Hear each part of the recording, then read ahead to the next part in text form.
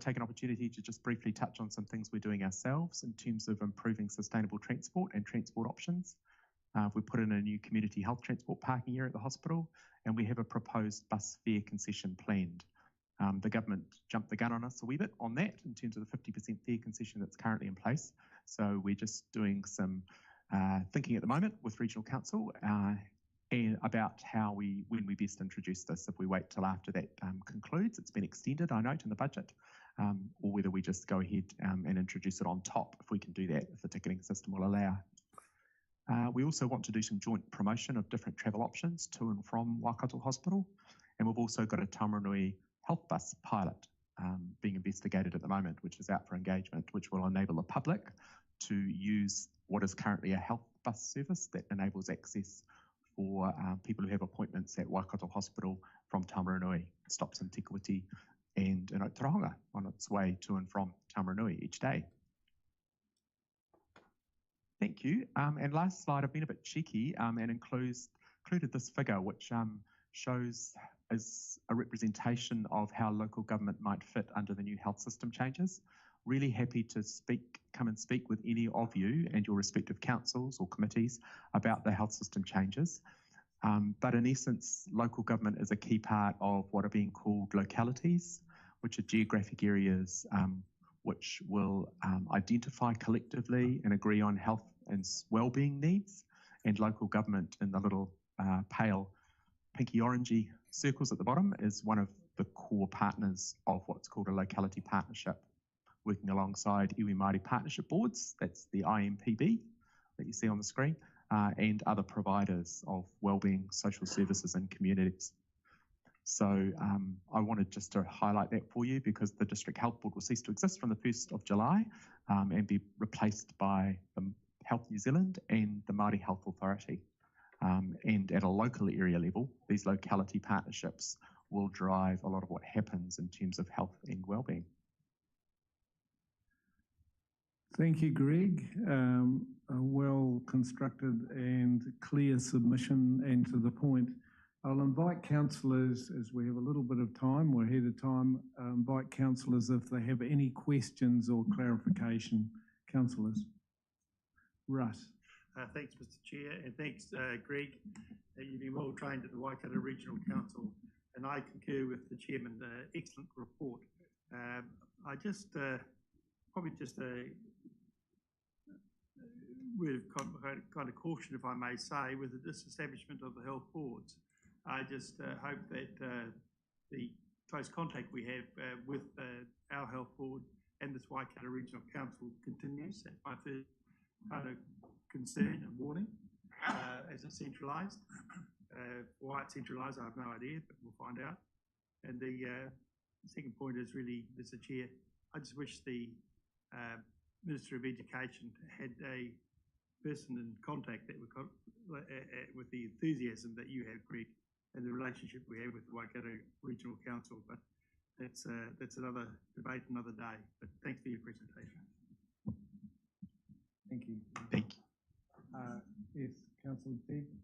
Thanks, Greg, and a really great presentation.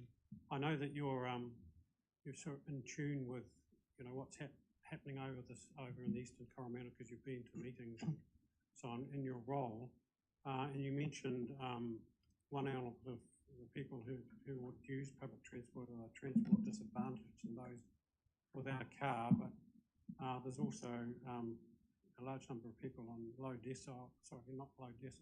high deprivation index areas, and 30% of the population over that way is aged over 65, which is another demographic. So I'm just wondering, from your sort of soundings over that way, what your impression is of the level of need and demand for a service like this. That's my first question. I can concur with you. It is bigger than just those households without a car.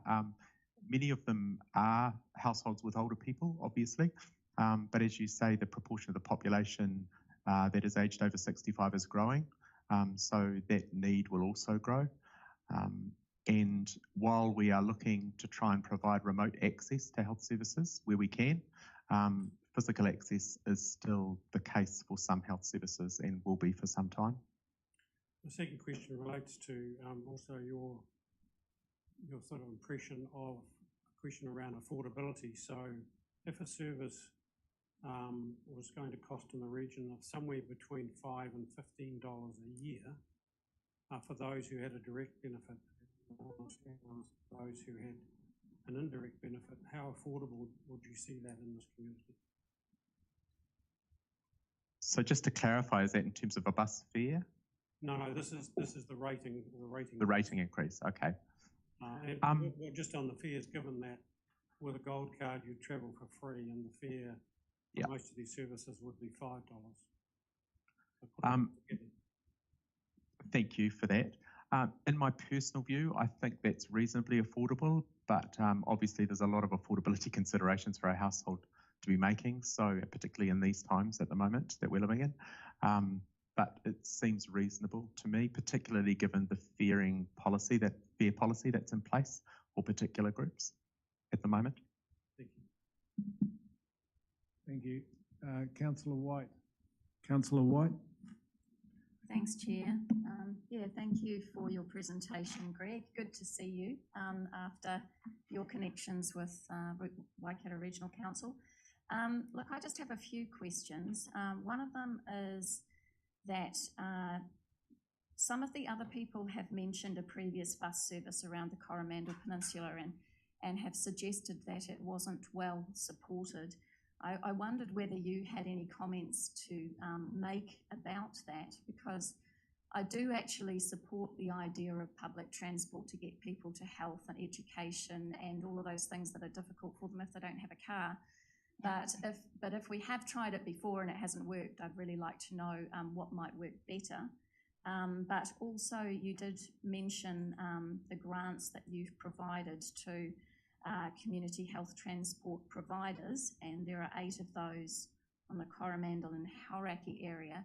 I just wondered how well you think that they are providing a service, whether you think that that there is anything that we could do that could help in that area.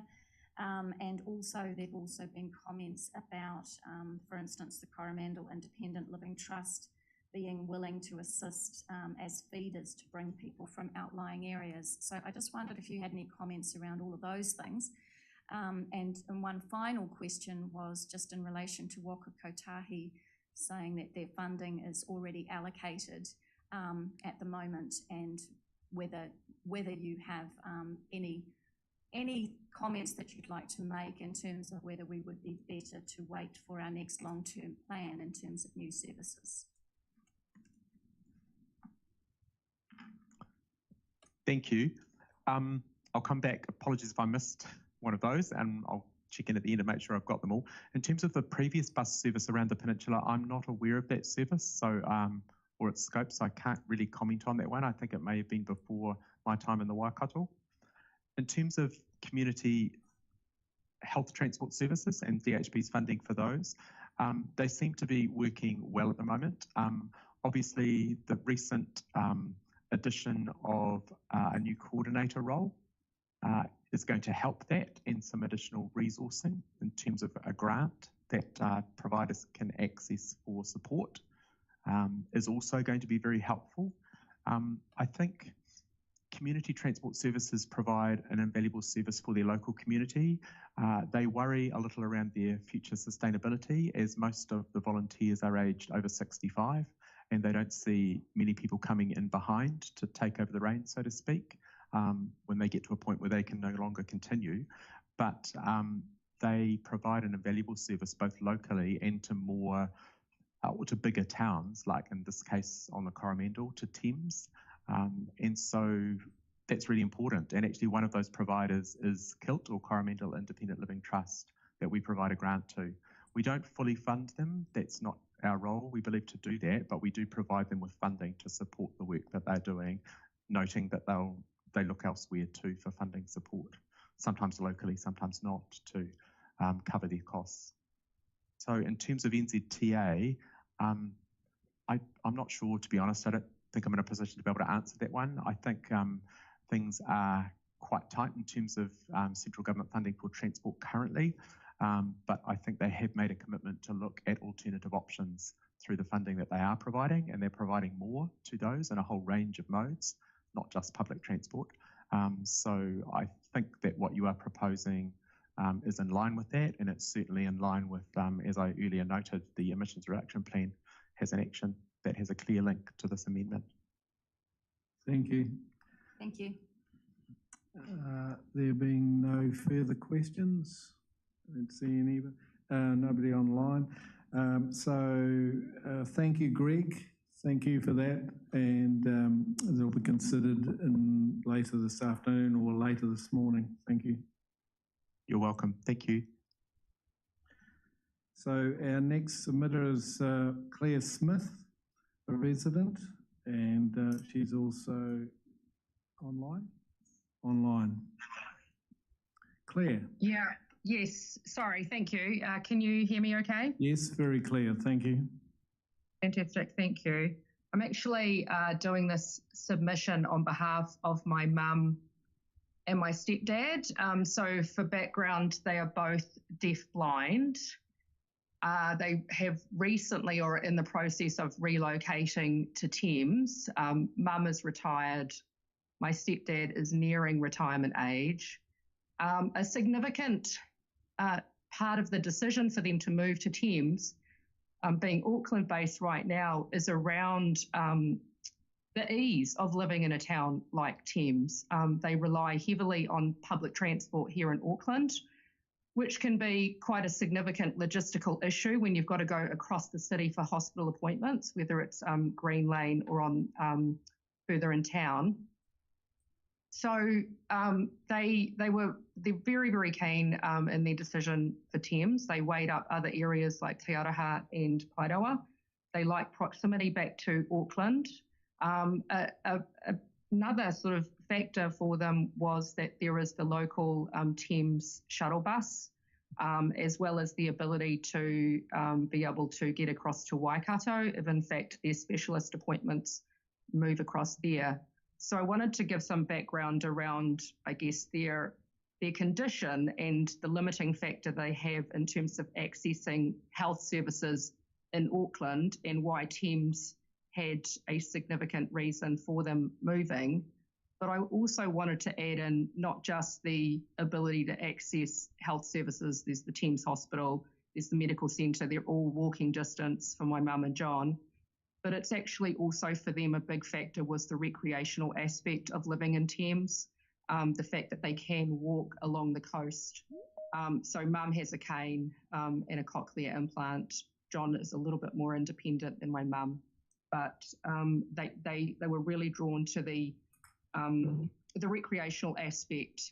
And when we read about the potential that the transport services could extend to other parts of the Coromandel Peninsula, we felt that that would equally have a significant impact on their recreational ability as well. I understand that some of this is for the health access services, but I wanted to add in that component that people who don't necessarily not have a car because of affordability, there's a proportion of people out there that have no transport, will never be able to buy their own car and rely so much on transport. So I guess I just wanted to put a human face to the people behind who would benefit from something like this increase in services, and they would be incredibly grateful if it were extended to include not just the local Thames shuttle bus. Thank you. Thank you, Claire. I think it's good to hear that this region can welcome people with disabilities, and they find it a big advantage in moving from our bigger cities up north. So thank you for putting a lot of context around that. Any questions from our councillors or comments? I think because you've put that across very clearly, succinctly clear, we've got the message loud and clear. Thank you so much. Thank you.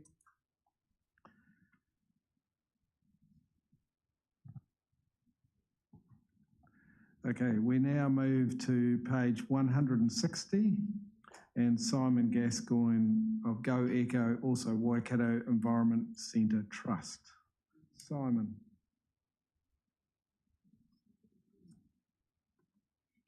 Good morning, everyone. I hope you can hear me satisfactorily there. Yep.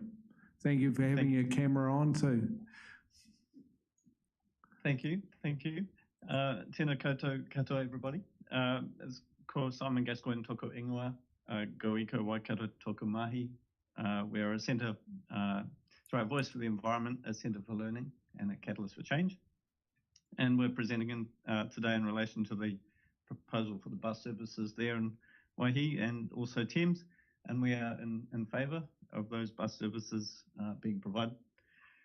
We also think it's a good idea for the Regional Council to be able to collect the rates directly to simplify the administration of that process. We need to ensure that the bus services are available for community to access when they need them, especially for our most vulnerable and elderly. And there has actually never been a better time to get on a bus at the moment, given the increase in fuel costs and running costs for a car. I worked out it only cost me about $10 a week here in Hamilton for my commuting costs versus the cost of $10 a day in depreciation, insurance and servicing just for leaving a car in the garage at the moment. Whilst the funding for these bus services may be dependent on additional Waka Kotahi funding, we believe that these services should go ahead even if this funding is not available. We've just hit a record of 165,000 new car registrations in New Zealand per year in 2021. The congestion's getting worse, our emissions are going up, and we've just learned that sea levels are rising at twice the rate that we thought. And also, electric vehicles are not going to get us to where we need to be with our emissions. A lot of us can't afford an electric car, even with a subsidy. Pardon me. It's probably unlikely that the costs of fuel are going to go down.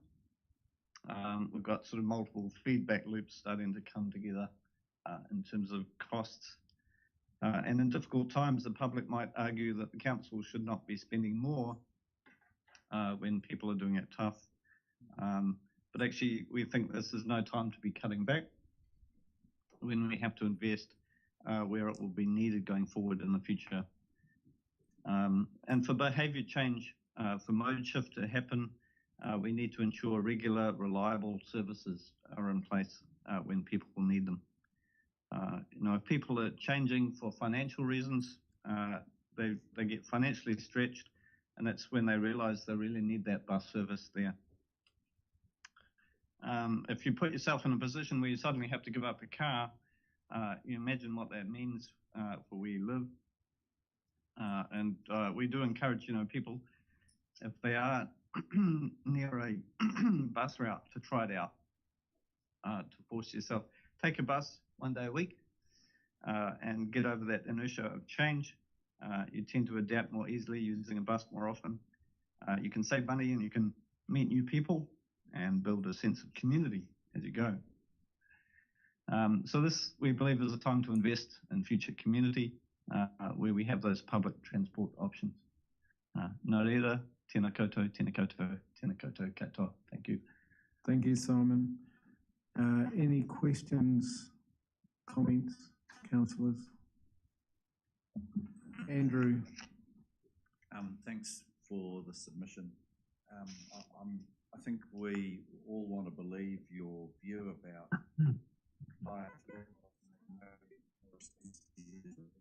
bus patronage as a result. Is that statement based on a reliable data set, or is it wishful thinking? I mean, intuitively it makes sense, but we reportedly have empty buses moving around the Waikato with regular monotony. So while I want to believe that statement, if you've got some data to back it that says we've actually seen that increase in patronage, that would be quite useful. Thanks. Thank you. That's a generalisation, I guess, really. But I think with the government's, signalling a shift in terms of the support for public transport, with the subsidy, people are going to start realising that running a car is just getting more expensive.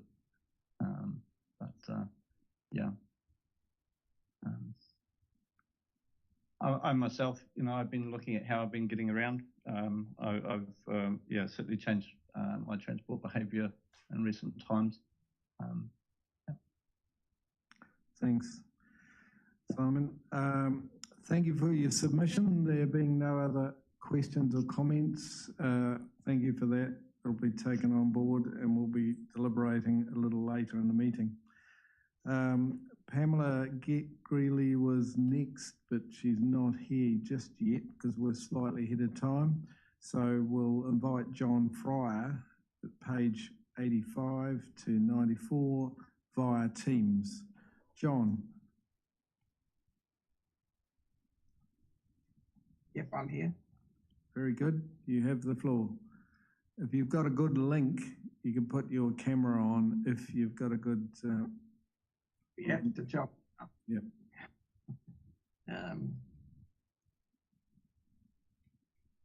I can't even get it to full screen. I've just got a little box down here. I'm not too proficient with We're this getting close. Something happened then. Yep. Are you there? Yep, we've got the sound. We just mightn't get the picture, but you can carry on if the picture might take a while to sync. So just leave that as it is and it might sync up. So John, welcome your submission. We're looking forward to it. Page 85. Thank you. I hope everybody's read it. I've put submissions into other organisations and found when I have discussed this personally with a particular person, they knew nothing about what I was saying. Now, whether they had read it and not taken it in or quite what I don't know, but basically I'm from an underprivileged family. I am disabled, so I talk with several hats on. I had a nasty accident 23 years ago and fell off a two-storey house and whacked my head on concrete, splitting my head open, doing 2 lungs and 12 ribs and 5 vertebrae. So I understand disabilities, and some people have talked about that so far. I started a company in 1987, just prior to the share market crash, and I know what that's like. So I know starting up problems. I'm not happy with a ratepayer, that's me, with several hats on, subsidising private companies, which would be involved in sorry, bear with me, which would be involved in running this potential service. I also against it on the angle that our properties are on the east, and we shouldn't be subsidising the west, this east-west thing. But I also look at some of the problems the Waikato region has had in establishing services. I had a quick look at the fiasco around Te Huia train service. And the article I read, which was dated December last year, so it may have improved significantly since then, but it told me that the service had earned operating the service $300,000, but they hadn't got particularly anywhere near that in revenue in. I understand the revenue was about 10% of that. So it's costing about $270,000 to run it. Also, I look at the investment in this of 98 million, and comparisons that were used, the diesel vehicle costing about $48. In fact, my vehicle, which is a 2.5 litre, it's a 2 litre, this new one. It's 2 years old, and the worst case scenario would consume 18 litres, and the best case scenario, 12 litres to do Hamilton to Papakura. So the current cost of, say, $3 a litre, it's $54 and $36. So the 48 is probably an average at that stage. I also look at the Chamber of Commerce's comments about the 85 or 90 million involved. The 12.2 million came from the Waikato local government. And for the next 3 years, 23 million from the Waikato Regional Council to keep the service running. And for my rates, I think they're around about $3 or $4 for the next 20 years just to keep that service running. I also look at the Cambridge velodrome, which I was against at the time. And 29 million was reported in August 2011 to get up and running, and 11 million was to come from the local government. I look at the botch up of the rugby park, floodlights, the loss-making World Championships Karapiro, the Hamilton V8s, the Cortland Sports Centre, the 70 million involved. They all have a negative effect on us, the ratepayers, whether it be regional or local within this area. This Cambridge and Te Huia, as far as I'm concerned, was not consulted on fully. The council has my rate address. They send me the rates bill by email, but they never send me any idea that they need to consult on this or consult on that. I only found out about this bus thing through our local ratepayers association sending out a memo.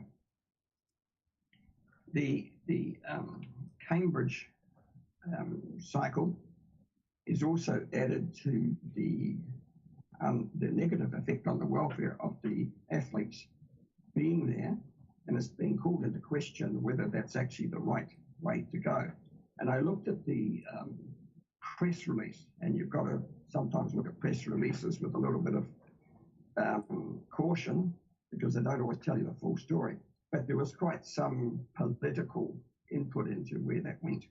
Right, John, can you just wrap up because you've gone past over the time, but just make some final concluding remarks? Thanks. Yeah, I do object to having a restriction on time when people have got things to say, because I'm probably going to have to leave out quite a bit of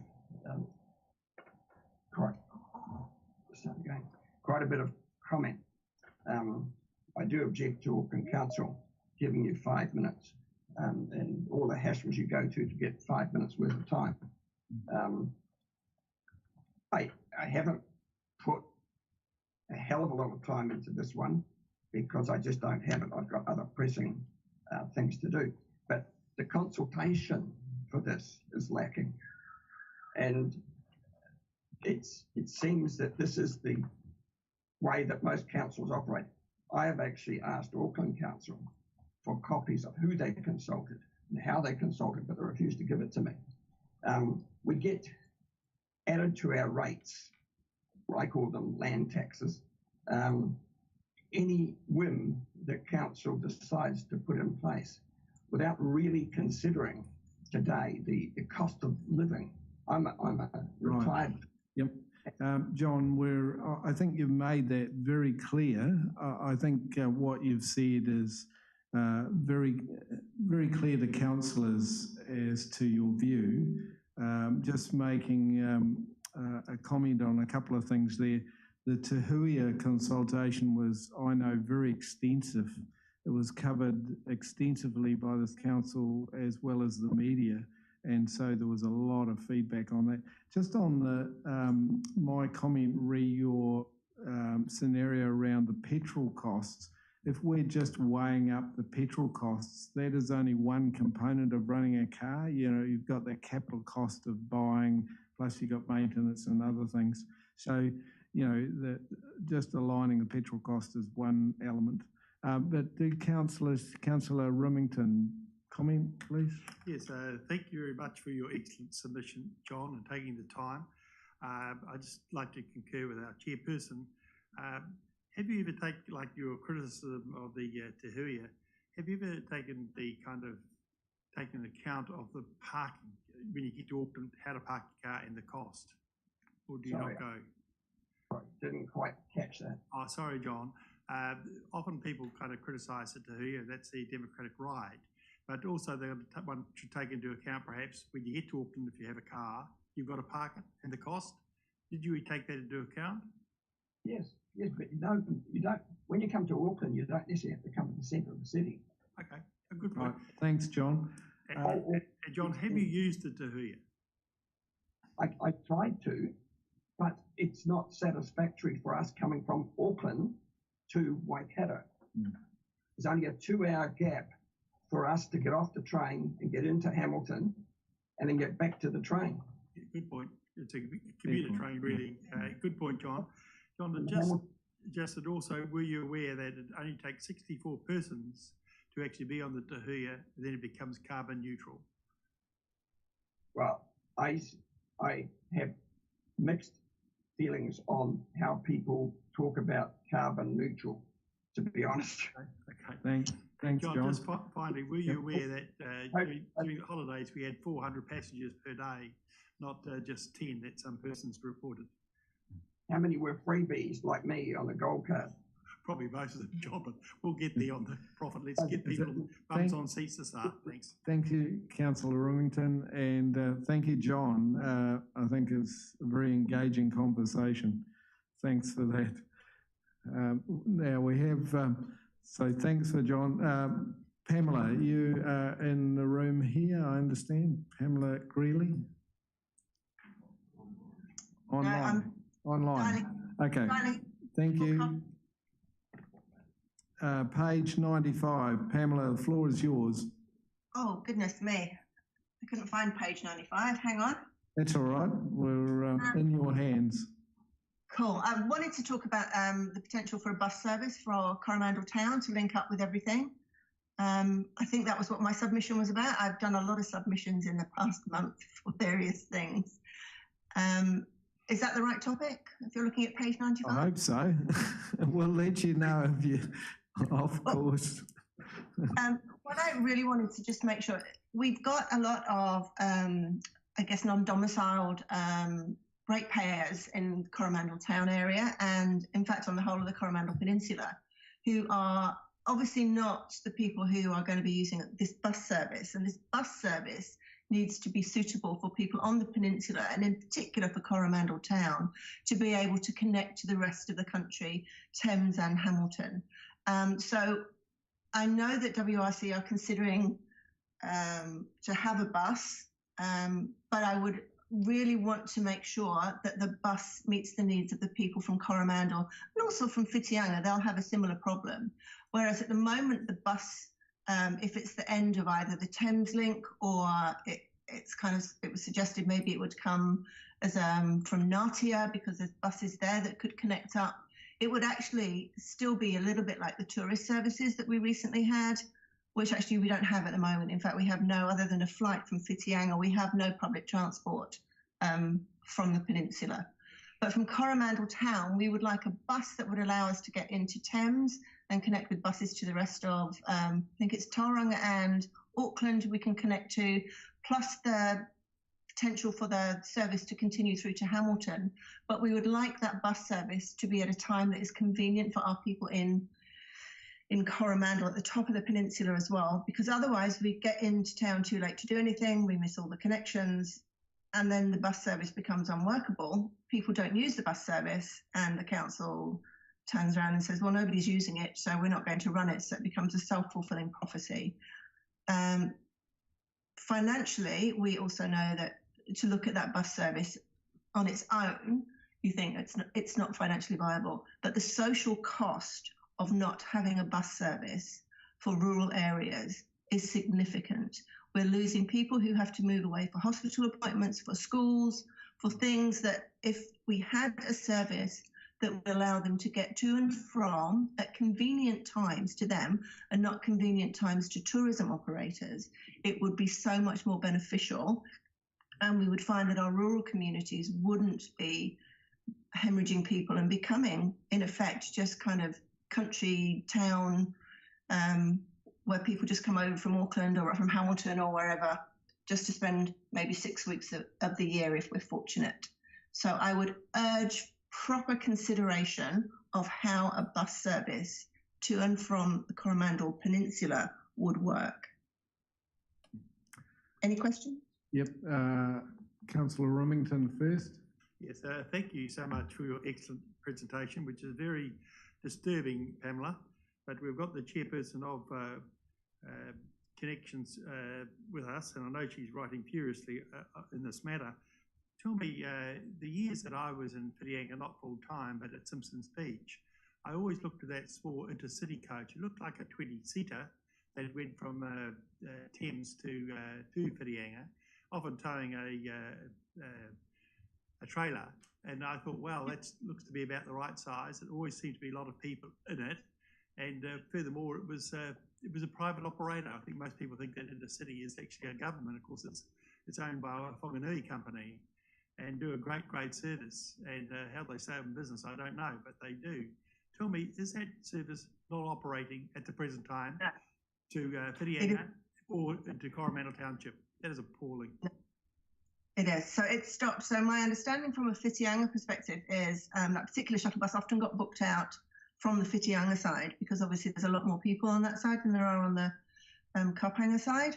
And then what happened was people decided actually they wanted a bit more luxury. So that they started taking, better services, or a lot of people drive themselves because maybe it's not quite convenient enough. I think it used to be about 7 in the morning, which was quite a good time because it meant that you got to Auckland Airport around about 10. So, you got there for relatively early flights to wherever. So it was a great service, but it stopped.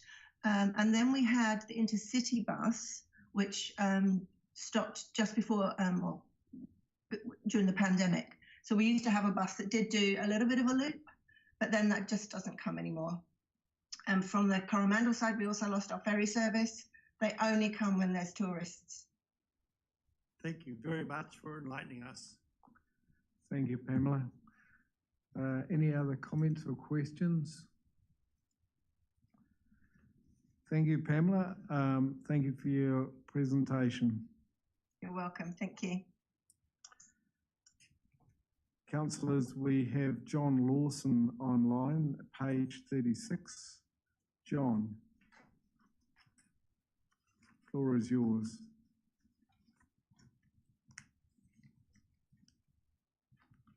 We'll just make sure, we know he's online, we're just going to make sure he's unmuted.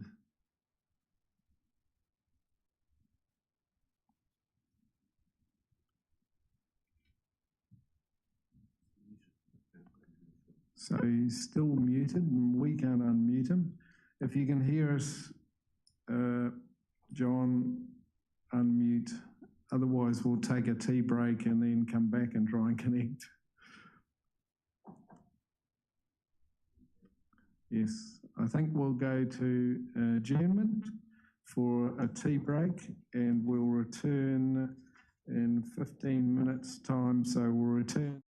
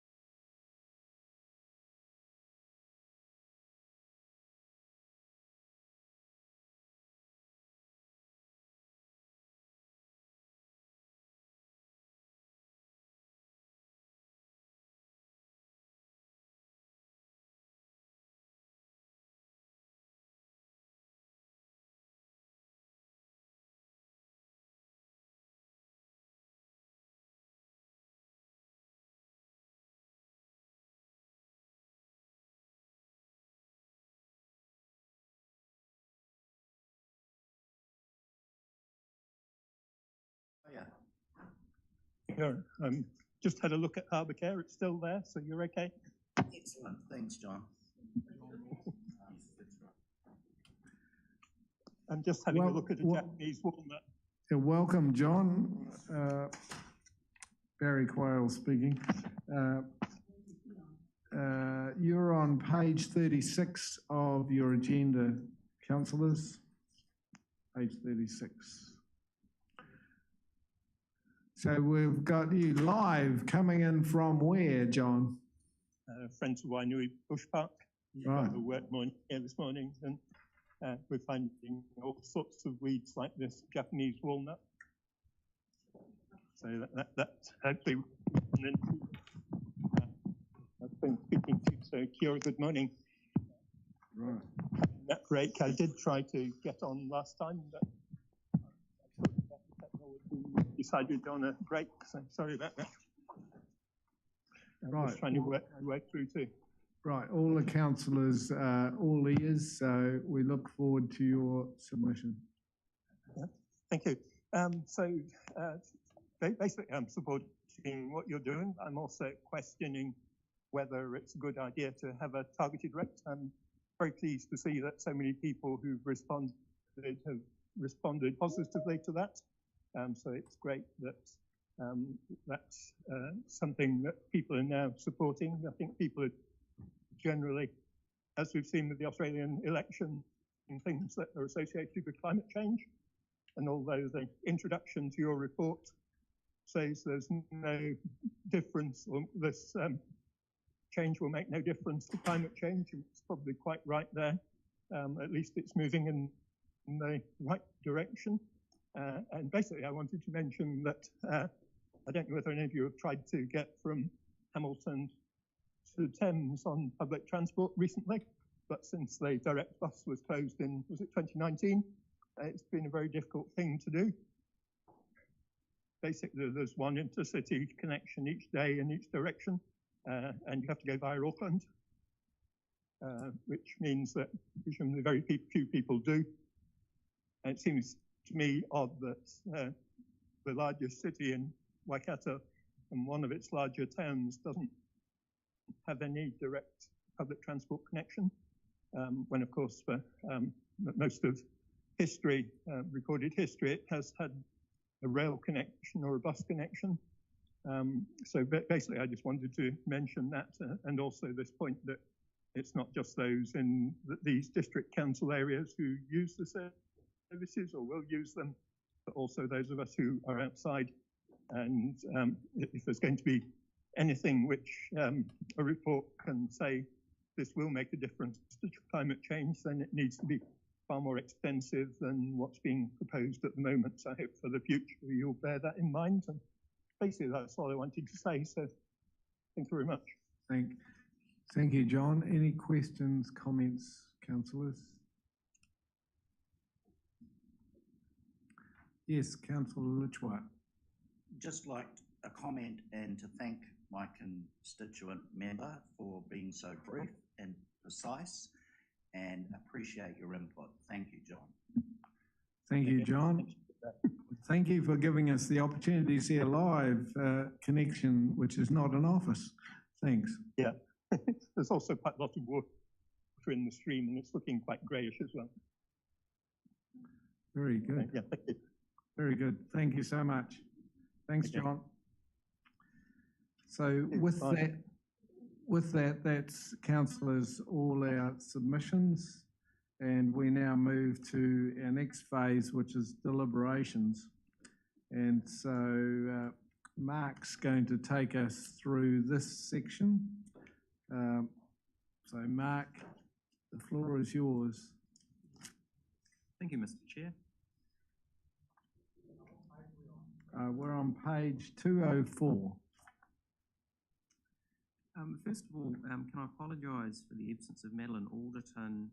She's the Senior Policy Advisor who prepared the deliberations report with support from our corporate planning team, Jane. Thanks very much, Jane, for your help. Madeline, unfortunately, is unwell at home today. We do have Policy Advisor Kimberly Bell online if there are questions relating to particular submissions that they're across, so I'll defer to them I'll defer to Kimberly if needed. But I'll take the report as read. I think the statistics on the front under paragraph 2 really speak to the public sentiment expressed through submissions in respect of the proposal. In broad terms, there is agreement or there is an understanding of the benefits in the Regional Council taking over rating responsibilities for public transport services. That much like the submitters have spoken to today, most of the submitters today have spoken to an understanding of that, the benefits that public transport services can offer, and a desire to see public transport services in the Eastern Districts and the Coromandel in particular improve. However, a reluctance to proceed with those services in the absence of Waka Kotahi funding. Waka Kotahi through the National Land Transport Fund typically provides 51% of the cost of service. Roughly speaking, we have about 40. When we include fare revenue, we have about 40% of the cost of services is covered by rates, 40% by Waka Kotahi, and the remaining by fare revenue, although that's highly variable depending on the service and its locations. I'm talking at a big aggregate there. I'd also just like to mention one or two things that may be fresh in councillors' minds from the considerations that led to consultation on this matter, as it's related to a number of the matters that are raised by submitters, including the council's decision to invest $200,000 per annum in community transport by way of a community transport fund. And we've heard about the importance of connecting people with healthcare services, with access to other essential services, amenities and civic engagement, not just those kind of life necessities, but civic engagement being part of the community is part of that as well. And these are all things that the community transport sector do provide. The Regional Council, together with Trust Waikato and with the support of Community Waikato, have created a fund of $200,000 to support the ongoing stability and provision of community transport services in the region, and the appointment of a full-time community transport coordinator to work in exactly the kinds of locations that we're talking about here. Also, just another point in addition to what Greg Morton from the DHB mentioned, he mentioned the Taumarunui pilot, the pilot health bus. This is something that's been done in partnership with the Waikato Regional Council, a really innovative little partnership, which I could see being of significant potential around a Thames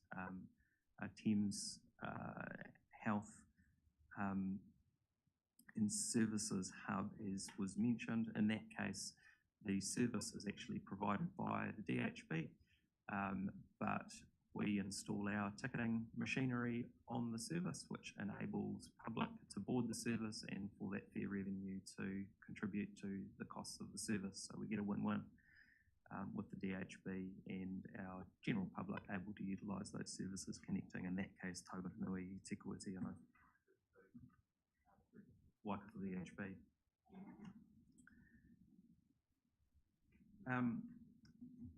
I know a matter of interest will also be,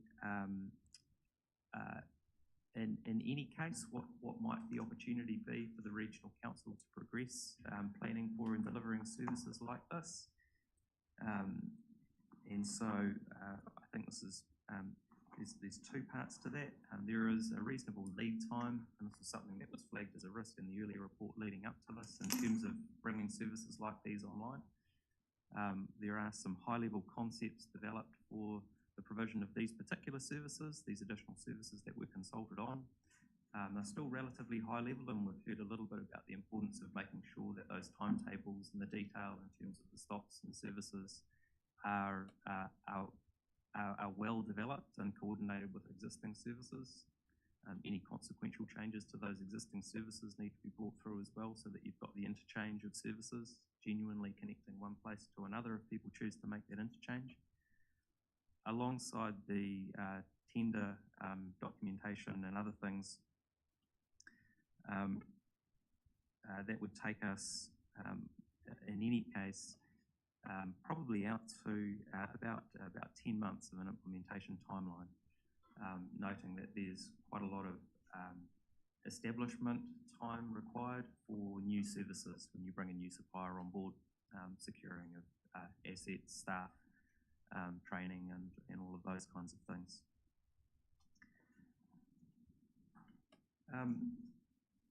With that though, I will leave it back to the chair. More than happy to answer any questions in relation to the deliberations report and what is recommended, which is to proceed with the transfer of rating responsibilities, but not proceed with the additional services at this time. Councillor Husband. Yeah, thank you, and thanks, Mark. I was just wondering, MPDC has no new services, which is cool. I guess the biggest concern, we've had a couple of those P3 meetings over the last couple of weeks, with quite a few ratepayers there. So I've taken the opportunity to talk to them about their views on this. I guess the biggest view that's coming through from community is that they're going to get linked into the train, going to be rated for the train if they come under WRC. If there's a service provider from their town to here, they're going to get pulled into the train, paying for a train. So if we can be assured that that's not going to happen, then I would support this. But if there's a concern that if there's a chance that it's going to be paying for electric buses for Hamilton and an empty train to go to Auckland, then that's a big concern for the ratepayers that I've spoken to. So yeah, that's the main thing. If I can be assured that there's going to be no linking the train to Taupo and Thames Coromandel and Hauraki and then I'm happy with the paper. But if there's going to be some sort of cross-pollination, then that the community says no. Through you, Mr. Chair, there would be no cross-subsidy of services. There will be no cross-subsidy of services under the model proposed. Just for clarity, the only time where under this model there is two parties paying for the same service is where those services cross the boundary, and there's part of the contribution from the place that the bus is leaving from and part of the contribution from the place that the service arrives to. But other than that, there's no services, there's no cross-subsidy of services under this model. Councillor Verka has a question. Yeah, thank you, Chairman. Mark, I'm supportive of the paper in there, but my question really is that TCDC and Hauraki are being rated and there are proposed new services going on for those two district council areas. Matamata has been pulled into the rating, the new rating system transferring to Waikato Regional Council, but there are no new services going into MPDC, which I think is a good option because the 23 bus that stops outside my office 3 times a day shifts air backwards and forwards, and you're lucky if you see more than 2 people on there. It's good for percentages because those mathematicians can say that the patronage on that bus increased by 100% from the day before when it went from 1 to 2. Also noting that if the transfer goes over from MPDC to Waikato Regional Council for this empty bus full of air, it will actually be a reduction in what is collected from the rural sector and an increase in what is collected from the urban sector, which I totally support, and look forward to the people in the town complaining to the local news with letters to the editors and for this empty bus going through, and why is it now increased? So why was it included when there was no idea of extending services within that area? That's my question. Through you, Mr. Chair, there is the services that connect through Matamata Piako, Hauraki and through Thames Coromandel District do provide, or do have the potential to provide a contiguous link in services up through those eastern districts, accepting a number of transfers depending on how the services are configured. Now, The transfer of rating responsibility in itself, in the absence of new services, you're correct, Councillor Virco, in that there is no immediate benefit in terms of additional services, but what it does do, and this is some of the benefits that the Public Transport Business Improvement Review talks about, it does preserve the option for the council in the future, should it want to design services that cross those boundaries, to raise the funding for those services in a far, far more straightforward way, and accordingly be able to plan far better for an integrated service, because you're not having to deal with slight differences in willingness to pay across a jurisdictional boundary.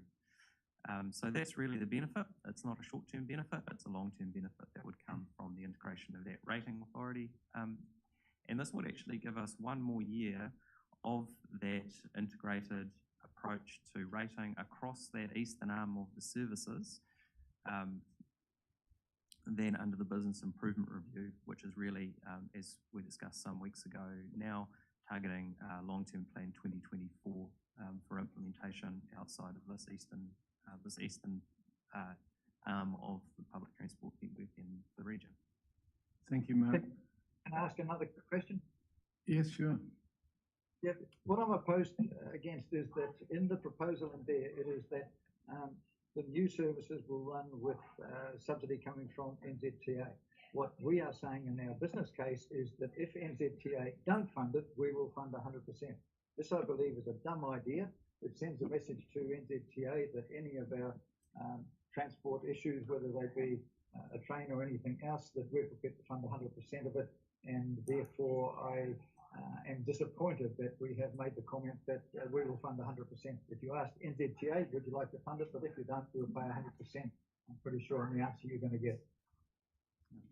Yes, through Mr. Chair, if I can clarify, we did receive correspondence from Waikato that I understand has been included in the papers. Waikato have confirmed that they are not at this time going to be in a position to fund the additional services, and the recommendation of staff is to not proceed with the additional services.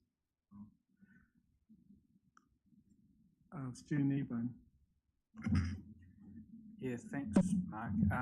Those first two recommendations I'm quite supportive of. I'm a bit torn about number 3 in terms of the new services, and I wanted, if I could please, through the chair, to get you to expand on your reasoning, your staff's reasoning for not progressing. I obviously understand the basic reasons you've given, but so, for example, can you explain to me how the Waikato do their planning and their associated budgeting? Because I've heard commentary around the potential for us to have, I guess, a bulk funding type arrangement with Waikato, and I might use the wrong terminology because I just haven't been involved in this space to know that properly. Interested in Hugh's comments around precedent setting, because I do understand there have been situations where we have progressed with services that don't have Waikato funding, and the Waikato have subsequently come on board and funded us, but I could be wrong on that.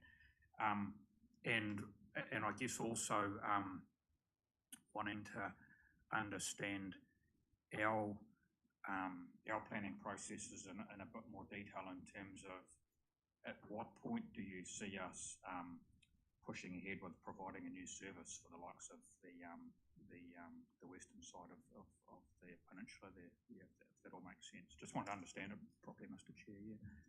Just because I'm a bit unsure on recommendation 3. Mark.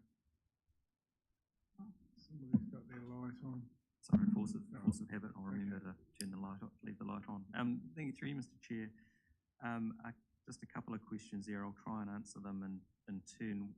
First of all, relating to, I guess, the last recommendation relates to, I guess, a trade-off of pros and cons, and that's really, I think, what the council is looking for understanding over. So our planning process does take time.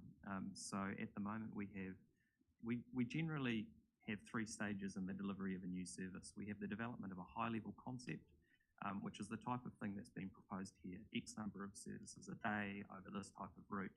Now, this gives us the ability to ourselves prepare high-order cost estimates for the purpose of seeking funding through long-term plans and through Waikato.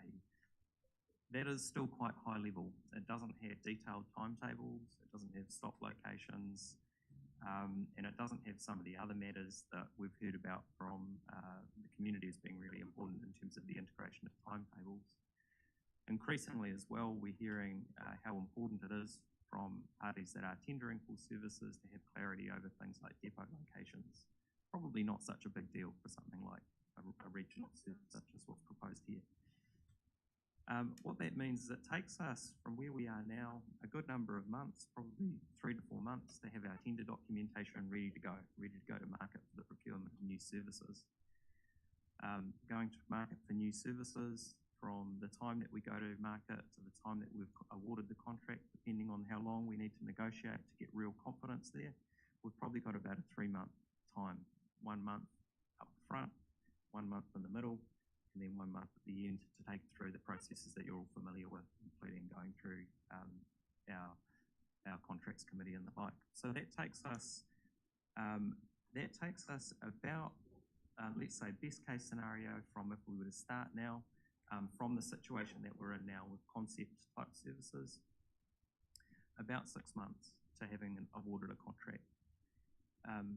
Then we have the need for the provider who has been awarded the contract. We need them to be able to stand up their services. So depending on whether they are an existing operator, what other services we have or what other types of services are operating in that area, we typically allow approximately 6 months for people to be able to stand up a new service, up to 12 months if it's a really big new change, such as one of our urban services that requires a whole bunch of new fleet and depots and this type of stuff. So that's in broad terms the establishment process. Right, just give some clarity on that, because that was my question. In the papers, you talked about a risk to not be able to stand up the service. What I'm hearing now is that it appears that it's most unlikely that the service can be stood up. So that's a difference in view. You're going from what is a risky thing to what is now, what I'm hearing is unlikely. So what I'm raising is that unlikeliness related to, because we consult on a certain level of service, we have to either provide that level of service that we suggested. If we can't, we really can't throw in some other option. We have to align with what we're consulted with. So generally speaking, what I'm hearing from you is we've moved from a risk to a higher risk situation potentially and probably unlikely. Is that correct? Yes, through you, Mr. Chair, and just to, I guess, clarify why this has become a bit more challenging of an environment as kind of week by week. And it relates to some things in the environment which potentially increase those lead times for a new service to get up and running, and that includes some of the supply chain challenges and ongoing nature of the, I guess, national driver shortage. So that, I think, councillors, to me, that's a very significant matter that we need to consider, is the ability to actually provide the service if we go down that route. Councillor White. Yep, sure. Oh, yeah, sorry. Interaction between Waikato and ourselves and how they do their thing. Yes, through you, Mr. Chair, I can paraphrase that question for those online, which was Councillor Kneebone was interested in the nature of interaction between ourselves and Waikato in relation to funding, how their funding works, and was earlier mentioned this question of bulk funding. So we submit a list of activities to Waikato and we keep track of this list on an ongoing basis with them. This is basically, we have a list of projects, and we have those that are above the line funded, those that are in the middle, funding unconfirmed. At the moment, we're taking that as not funded, and those below the line, which are clearly not going to be funded. Now, the Waikato's allocation of the National Land Transport Fund it's done on a 3-year basis, and much like many 3-year budget processes, in most years, there are some delays to the ability to implement various initiatives across the program nationally. What this has meant in the past, and I can't speak for this year, but what it has meant in the past is that there's typically more flexibility in funding in year 3 than there is in year 1 and year 2. And we're in the middle of year 1, we're heading into year 2. And at the moment, these services would be unfunded, as Waka Kotahi said. Now, the councillor asked as well about bulk funding. At the moment, we are funded on a project-by-project basis. And that's how Waka Kotahi allocate their funding. There's been quite a lot of challenge put to Waka Kotahi about this approach, rather than bulk allocations, kind of whole of program-based funding options. Now, as we, in the future, were the council to step into a far more regional approach to raising its own funds, it also gives us the ability to go to Waka Kotahi and ask for program-level funding across wider aspects of our network. What this gives us the ability to do is, from time to time, perhaps decide as a council not to fund, to proceed with a service that may not necessarily receive its full 51% of Waka Kotahi funding. The consequence of that type of, I'd call it a program funding, just using Waka Kotahi's language rather than bulk funding, is that it would enable the council to spread the costs across the whole of that program, rather than loading those particular costs for services that may not be funded at 100% onto that particular local community, recognising the kind of, wider regional benefits of doing so. Right. Can I have all councillors turn their lights off, because we've all got out of order.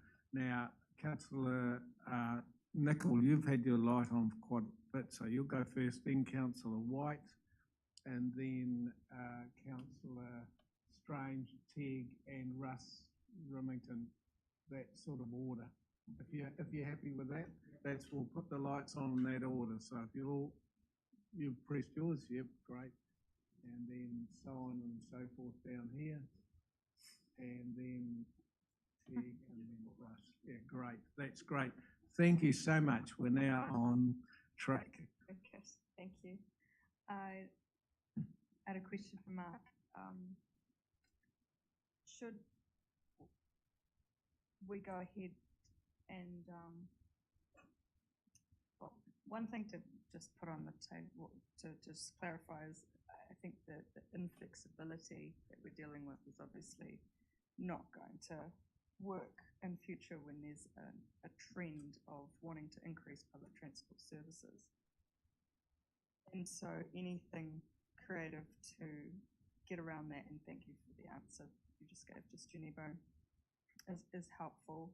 My question, to get to the point though, is if we were to go forward with scoping and looking at delivering these services, if Waka Kotahi funding or for the subsidy did become available, is that able to flip on immediately? Or is, if we say we're to commit to a trial of 12 months, that we've pretty much made that decision and that is going to stick that way?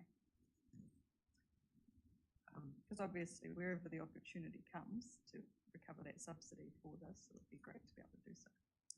Yeah, through you, Mr. Chair, I think this is a bit of a challenging situation where the Regional Council itself has indicated a potential willingness to consider funding 100% of the share. In general cases for other trials, and noting actually that the Thames Connect service has been operated on a trial basis, that these trials also do receive Waka Kotahi funding, where Waka Kotahi sees the benefits of a stack and it's fundable. I don't think that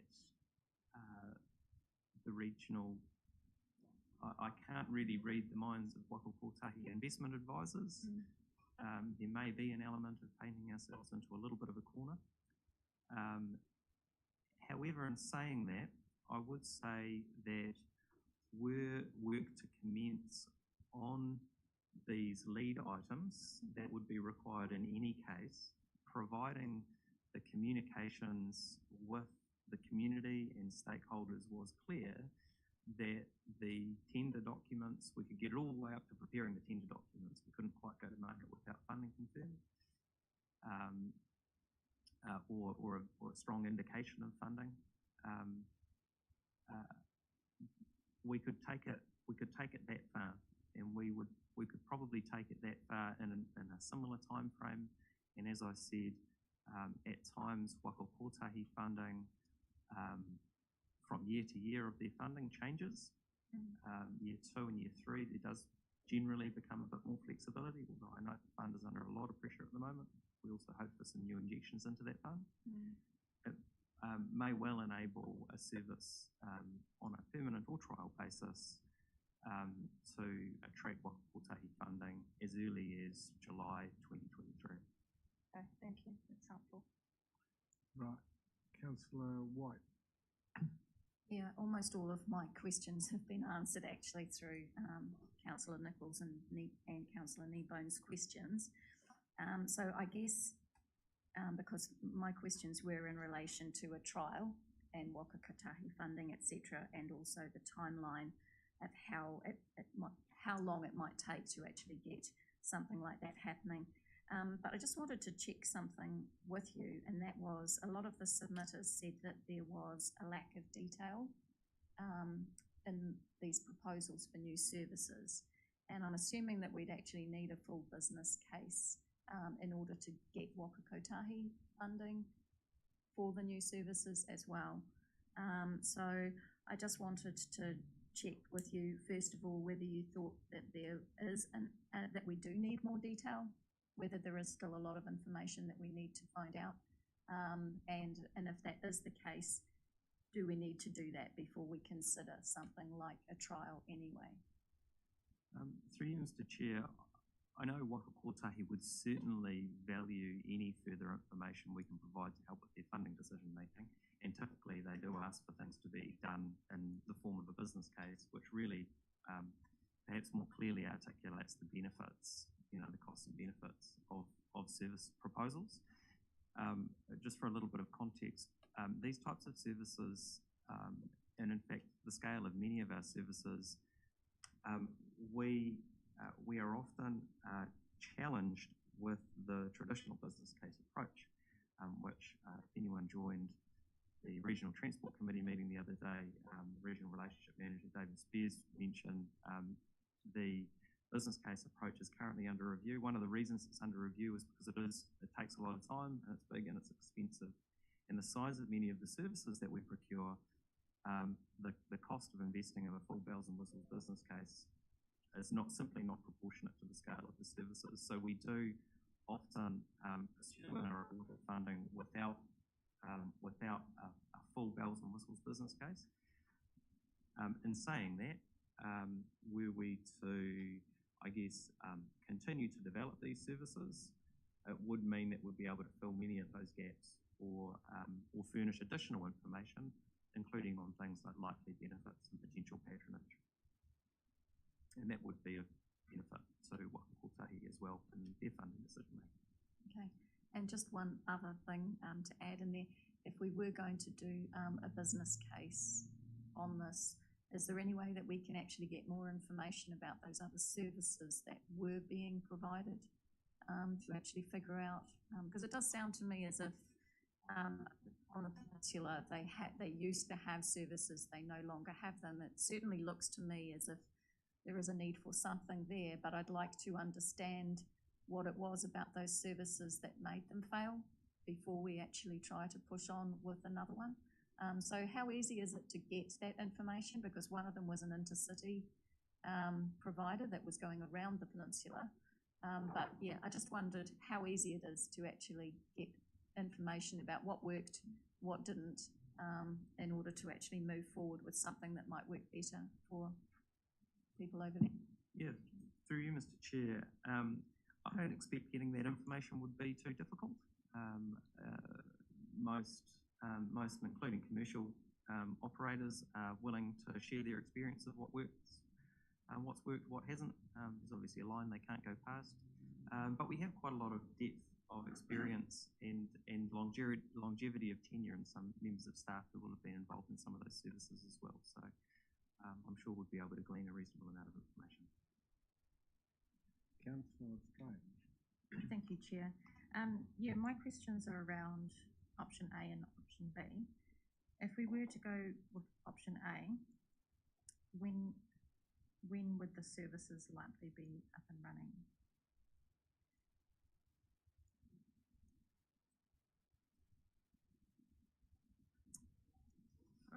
And how long would the contracts be for?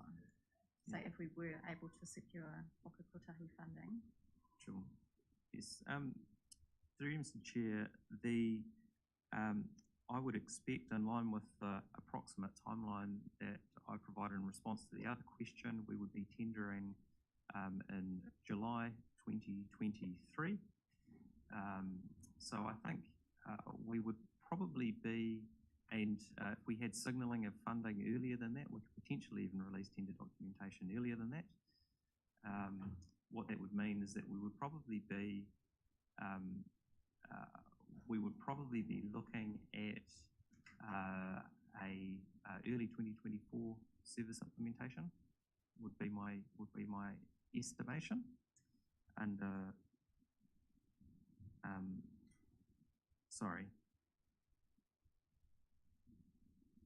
under option A. Under option A, if Waikato had not written to us and said that they couldn't provide funding, we would, I think, be able to look at implementation in about April 2023. And how long would those contracts be for?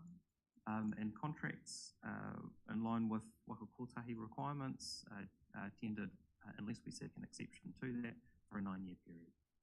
Okay, and option B would be a 12-month contract without Waikato funding. Option B, 12-month trial. if we were to, the lead times would be the same in my view, and I guess the terms of the contract would be determined by this process at the moment. But would be that 12-month trial or 24-month or what have you. So just clarifying that, when would the start of the service be under option B? My understanding is that we would be aiming to have a service up and running under either option A or option B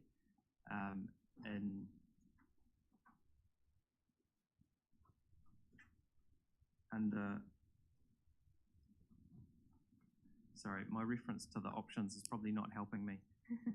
Sorry. And under any case, with or without Waikato funding, we would be able to potentially move ahead with additional services from April 2023. Right. So and that's just accounting for the lead times. So just to be clear, councillors should disregard your earlier comments that talked about an early 2024 start of services.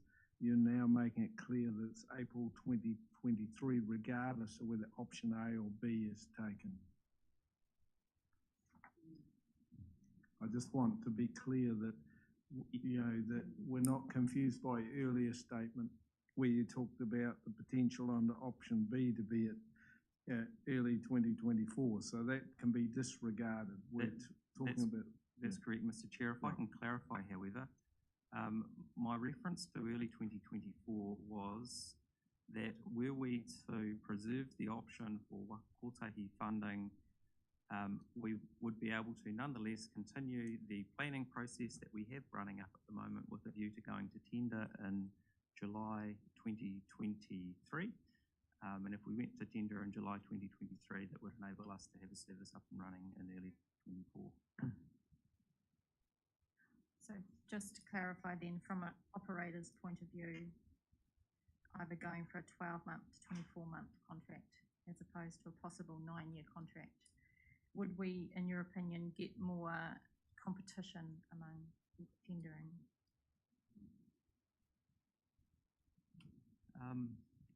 Yeah, through you, Mr. Chair, I don't think it would make a lot of difference. The reason why the tenders are the length that they are is because it enables people to secure vehicles, employ staff, and depreciate those vehicles over the life of the contract. I don't think that increasing from 12 to 24 months would make a lot of difference.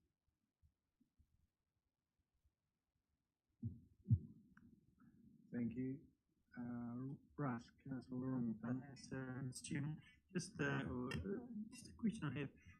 What or has any consultation been undertaken, either you, Madam Chair, or Mark, have you had with the people that are most affected, i.e.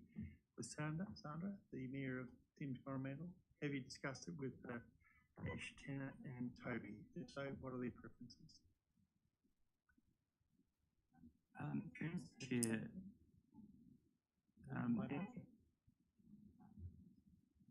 through you, Mr. Chair, there have been some conversations with members via the Regional Transport and Regional Connections Committee. None of them have been directly with Sandra Gowdy, and most of them have been in the context of the Public Transport Business Improvement Review rather than this specific proposal. What that means is that they haven't provided specific views on whether or not they feel the additional services as proposed should be proceeded with or without Waikato funding. What they have provided some views on is the extent, is their support or otherwise for proceeding with changing in the rating authority. Their sentiments in relation to that are covered in their submissions, both on the that are included with this, which are broadly supportive in principle. They have some questions around the timing. So just to clarify that, because that follows a question I had, which was, how would you envisage the relationship if we took over the rating side of things, given that some of them have expressed a concern, if not opposition to that? So how would this council's relationship be with those other councils involved? Yeah, through you, Mr. Chair, I think there is a little bit of risk associated with that. The three councils have, to varying extents, supported in principle the rationale for changing rating authority. They all agree that the approach to gathering the local share of funds is not is unduly complicated, and it hinders our ability to adapt and develop and deliver services that meet the needs of those communities.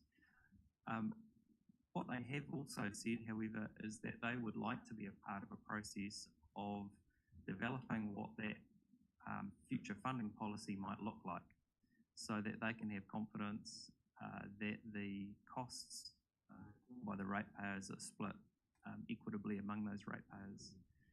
And this is part of the reason why the proposed approach here is being spoken about in terms of an interim funding policy, because it's my view that it would still be highly desirable to engage with those councils and their communities about what type of rate burden should be carried and how that should be distributed within the region as a whole, not just within those districts.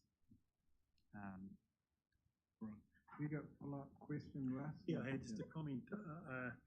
Just my thoughts and experience, Mr. Chair, is that it's easy to get into these services, but it's very hard to get out of them when they don't work, because we are at the forefront, we're approachable, the media seem to kind of delight in asking the questions, and that's their role.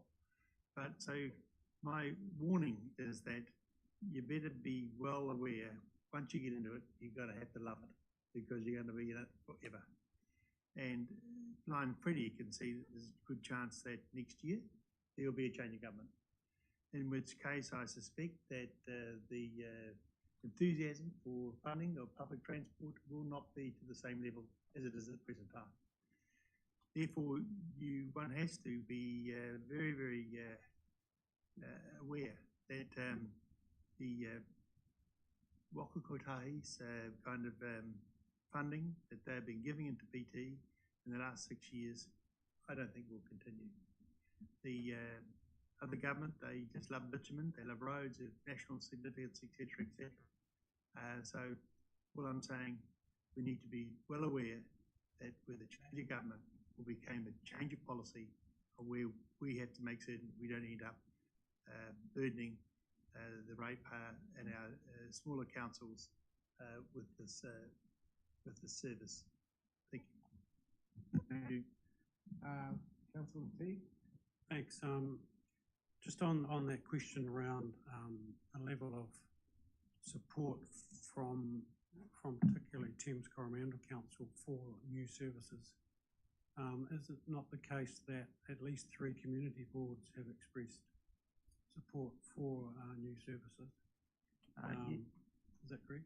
Sorry, yes, through you, Mr. Chair. The question related to whether I'd had a conversation with the Mayor. Yeah, sure. But I mean, we don't want to give the impression that we should rely on the opinion of just one person as to whether it's supported, but just general community support. The other question that was raised earlier was around the precedent that might be set if we chose to fund services fully without a subsidy. Are you aware of the precedent for the Thames Connector bus, where the Thames Community Board agreed to fully fund that service without any subsidy? It was then used as a trial. It was proven to be successful, and a business case was then developed, which then went to Waka Kotahi with that information, and they then provided the subsidy. Is that not a reasonable precedent of what might happen if we chose to go down that line with these services? Yes, through you, Mr. Chair. I would say you're right. It is not without precedent that some services have been 100% funded, and then particular by a local community, and then have subsequently received Waka Kotahi funding, though I would note the Thames Connector services still remain funded by Waka Kotahi on a trial basis. They have not received confirmation of a permanent allocation. Now, we're reasonably confident, given the performance of the service and the like, that it will in time, when Waka Kotahi are able to have their own funding certainty, I think it's reasonably likely it will be confirmed as a permanent part of our program, but it's still got a little way to go. And is that term service has been extended till 2024 though, has it not? That's correct, to align with the new National Land Transport Fund, which everyone is hoping will provide long-term certainty for that service. Okay. So second question, thanks. One of the other issues that's been raised is the potential difficulty of getting people to tender for it. Again, if you go back to that Thames Connector service, which was I think only a 6-month trial, I think there were at least 2 tenders, and they then, one of those tenders was then able to continue with the service once the subsidy was available. Are you aware that there is strong interest in extending services in Thames Coromandel, for example, from that company and from others? For example, Thames Taxis, I'm aware, has 2 or 3 other vans already ready to run if there was an extension.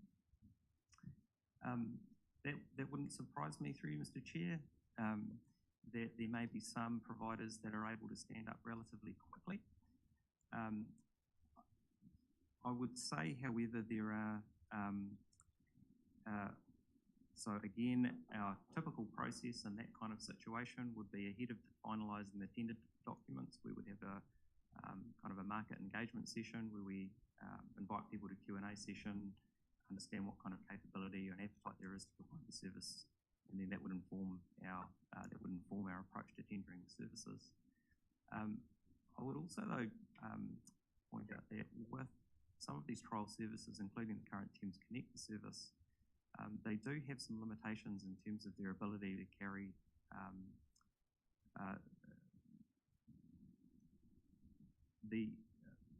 I'll start again. The vehicle types that are used are effectively minivan services, which look very different, if you'll notice, to some of our small vehicles that are operating around the city. Now, the reason for that is those are fully accessible Kotahi standard compliant vehicles, which provide for wheelchair accessible, disability access, and all of these types of things. This is one of the pros and cons of a trial service, is that we can seek exemptions to some of these standards for the purpose of proving concept.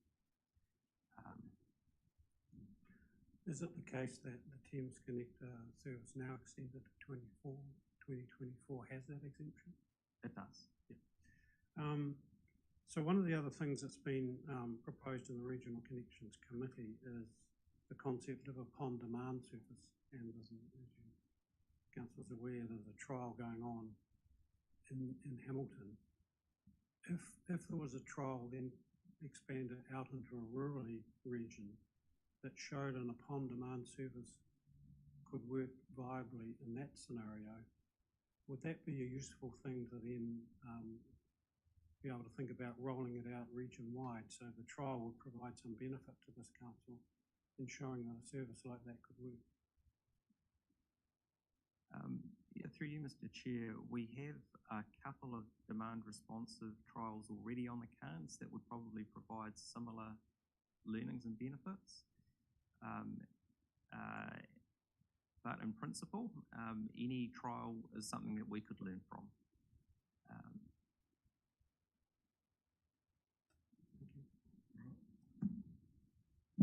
Councillor McPherson. Yet I'm torn, having listened to the debate and having lived north of Coromandel for 18 months of my life and trying to run a professional life. The use of that commercial service from Auckland Airport to Coromandel Township was really, really valuable, and it cost 2 times nothing. We're being asked to believe that there's some market failure here. And I'm really haunted by Hugh's observation because I don't understand that empty bus from Matamata to Hamilton. If there was a real need here, it's a wonderful case study. I mean, I'm sure there will be some people and families in Morrinsville that are really struggling in the current situation for transport. And it would then be logical that they would use the bus service, but they don't appear to be. So my fear here is that we run the risk of repeating that and having empty buses coming across the plains. So I'd be really keen on any insights you've got, Mark. And by the way, Mark, good paper. I'd be really keen on any insights you've got about market failure. I've got no evidence to suspect that this would crowd out a commercial endeavour. The only thing that stopped me using that service, that commercial service from Auckland Airport to Coromandel Township, which involved one change at Thames, was the awful timetabling. It was really difficult to get your flights into Auckland Airport to line up with the bus service. So I'd like your observations on why you think, given a possible demographic in Morrinsville, for example, that bus that Hugh's been observing for several years is empty. The other thing is, I am interested in your comments on the timeline because it strikes me, even in Coromandel Township, that there's a very active taxi service that'll pick you up from the ferry when it was running and would run you to Colville or would run you to Whitianga. And again, reasonably inexpensively. So I thought, here's a commercial endeavour that's picking up a need. But we heard from submitters today, and I must admit I haven't needed to use the service recently, but we heard from submitters recently that commercial service is gone. I suspect with the advent of tourists coming back into New Zealand and opening the borders, there'll be more incentive for commercial enterprise to step into the breach.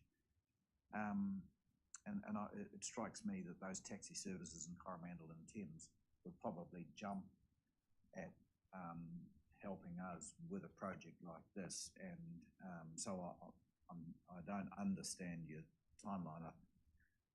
I'd hate to think that your view is, Mark, that we've got to have big diesel buses or even small diesel buses.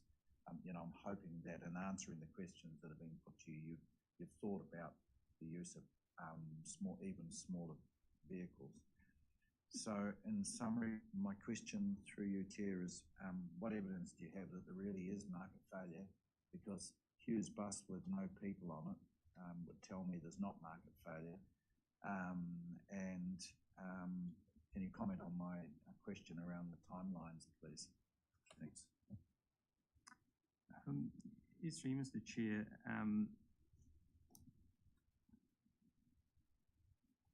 I'll start with the part in relation to the extent to which there may be market failure, and I'll refer also to the Matamata service. And I know that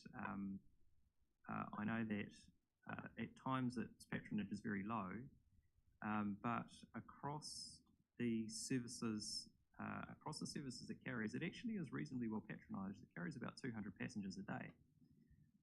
That particular service. The off-peak services are often not well patronised, and for at these times we have very low patronage, but the marginal cost of running the service, because you have the fleet otherwise standing, is very low. There is demand, but it is very peaky. And this is one of the challenges that we're seeing where we have with public transport in general, is that the peak demands often really push us in terms of providing capacity to meet the peak, and then that capacity is underutilised for 4/5 of the rest of the time. In respect of other market failures that exist in places like Coromandel, I think we heard it from some of the submitters as well. It's not across the board a lack of transport options.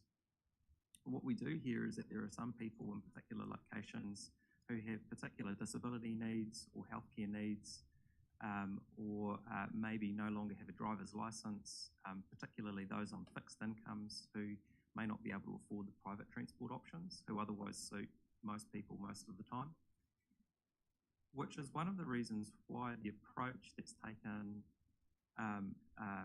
has been taken to date, has been one that's been attempted to be quite targeted in terms of the nature of services and supports offered, and why we're starting to talk more and more about things like the total mobility services, which receive 75%, not just 50%, but 75% government subsidy. These services provide a discounted taxi fare to users, and these services are now also available in some parts of the Coromandel, but they provide a half-price taxi fare to people because these are the services that get people from place to place when they don't have access to a public transport service or cannot themselves otherwise use public transport or private transport service, and community transport services, which I've spoken about before, in which the council's made a call to invest in shoring up those services.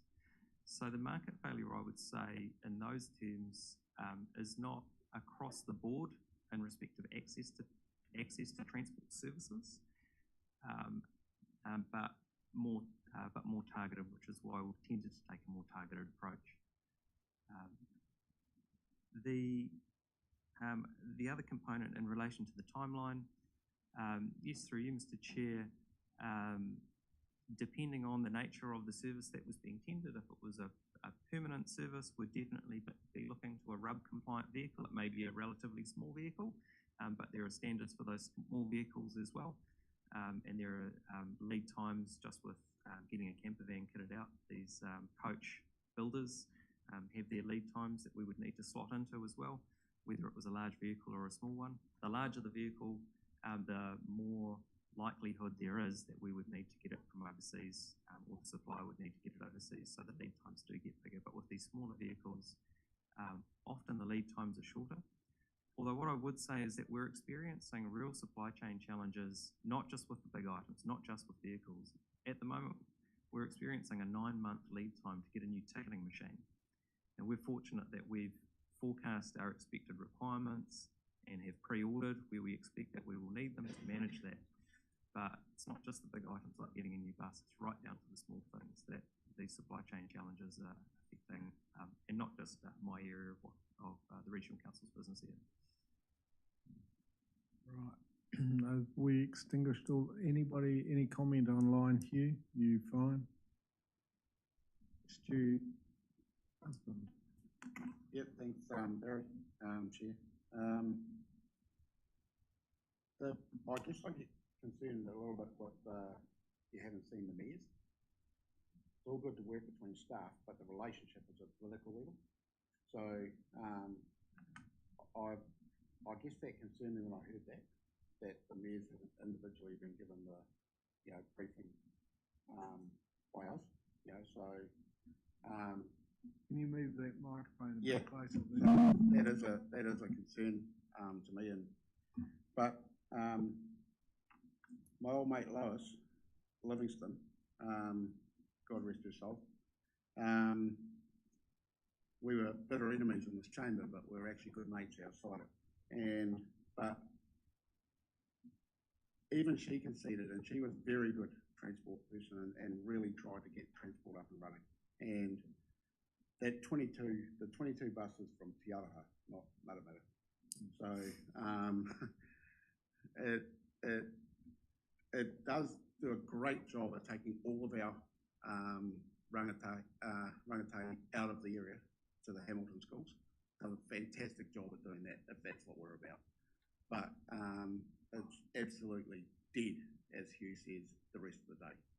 And it would be dead if those kids weren't going to school over in Hamilton. So that concerns me. It's it's a brilliant school bus. Absolutely, yep, and agree. It takes hundreds of kids out of our area, out of our schools, to Hamilton schools. But yeah, I do, and I support Dennis with Coromandel. I totally understand getting people around that Coromandel is important. I totally get that. But the reality is, for me, is, and as I've listened to the debate, we're not sure where it starts, we're not sure where it goes, no costings really have been done, and now we've got no subsidy from the NZCA at this stage, right now. That's all we're debating is right now. So, yeah, it just, and I guess in the world we live in now, sadly, and I'm not saying it's a good thing or a bad thing, but people with a tribe of kids, and we don't have to look down in the car park here, under the building. I think every councillor's car's there. So it's just easier to get in your car and go there, and if you've got kids, I think that's what we need to be addressing, is how to, if you've got a tribe of kids, you can just throw them in the car and go, and it's just as easy to go to Hamilton with the kids. So, yeah, I'm not sure of a way forward, but those are my concerns, is that I understand Coromandel definitely needs some sort of connection, happening around it, but yeah, we go to a group with Hugh, and it involves two of the principals in Te Araha and Lawrenceville, and they're furious at this regional council that we keep putting these buses on to take their kids out of their schools to Hamilton schools. And then we say how great the service is doing, but the service is actually the school kids. So yeah, a lot to weigh up, but I don't know if I can support this if it hasn't been with the mayors, on that political level. If politicians from this organisation, because as I understood, Dennis and Angela were going to meet with the mayors, and I was happy for myself, and I can't speak for Hugh, but we were sort of happy that Angela and Dennis led that, because that was the thing. We thought that was happening. And if that hasn't happened, well, that's a big whoopsie, in my opinion, just in my opinion. Thank you. Councillor Strange. Yeah, thank you, Chair. Yes, Stu, you do raise some good points. Hugh and myself visited the mayors earlier on in Tronium, and they suggested to us that we should rate for PT. So the process was started. So yeah, that was based on a conversation within the first year. I've been on the phone with Sandra earlier in the Tronium as well, and also recently with Mayor Toby and Mayor Ash as well. So yeah, I am keeping those relationships open. Yeah, and I do get that local voice is really important. And yeah, I'm keen for us to rate regionally for PT, but we need to know the needs of each community from people on the ground there. So yeah, I really don't want us to lose that local voice. So that's why, you know, the voices around this table are really important as well. Like Kathy is awesome at telling us what her needs are down there.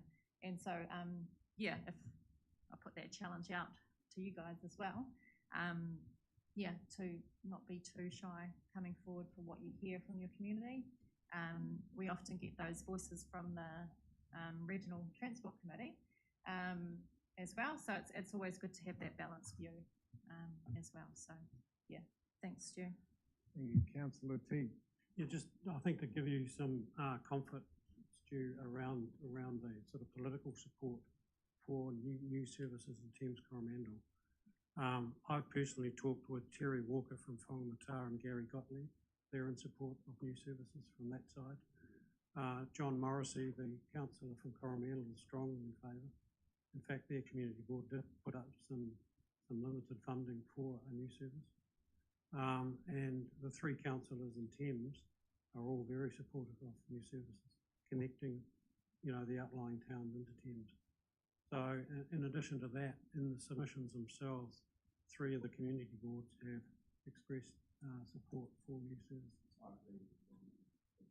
So Coromandel Community Board, I think Thames and Mercury Bay to some extent.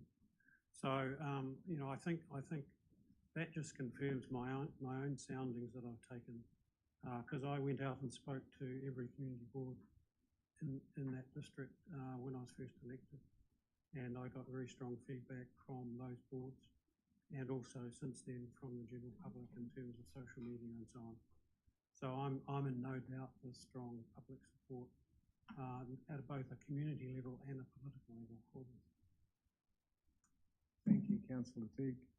Councillor White. Yeah, just wanted to respond to something that Stu mentioned, and that's page 196. The letter that's signed by Ash Tanner says that the audit opinion notes that funding is not confirmed, and if WRC fails to secure funding from Waka Kotahi or other sources, the targeted rates for the proposed new services will be increased to collect the full amount required from ratepayers. Matamata Piako District Council does not support the full amount being charged to ratepayers. Given the impact of COVID-19 and rising inflation, families are under increasing pressure, and a further cost increase in this area would be challenging for many. In conclusion, we would like to see this work paused until the next long-term plan cycle. In the meantime, Council would like to review and understand the needs of its community.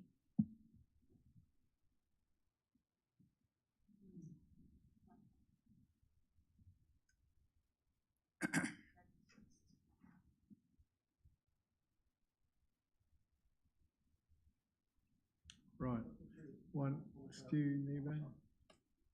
I don't know if our points of clarification were going to be similar, but I'm assuming that Ash Tanner's talking about a new service that would be funded by Matamata Piako ratepayers, not TCDC ratepayers. That's kind of what I read into that, but I could be wrong. Yeah. Yeah.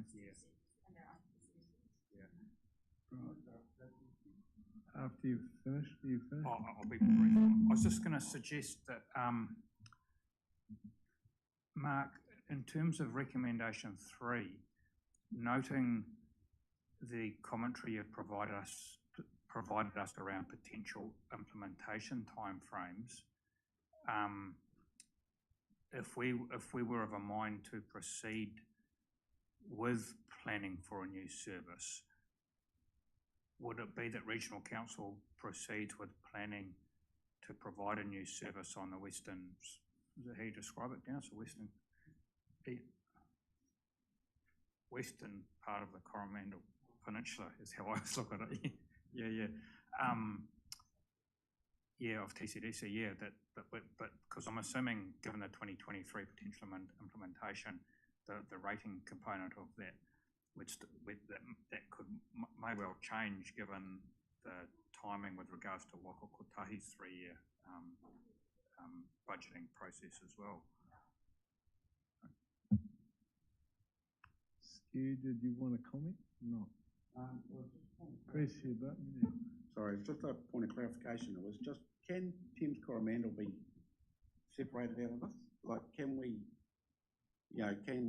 rate Thames Coromandel? Because that seems to be where the actual need, the real need is. So just, yeah. So that can be considered just to be, what I'll do is I will receive the report. If we're ready to move on to decision making, what I'll do is then I'll take the motions and we can debate those. So if you're all happy, what I'll do is I'll call for, is it fair, the general comment first? Do you want to make a general comment? Well, just to say that I've foreshadowed a motion to proceed with new services in Thames Coromandel only.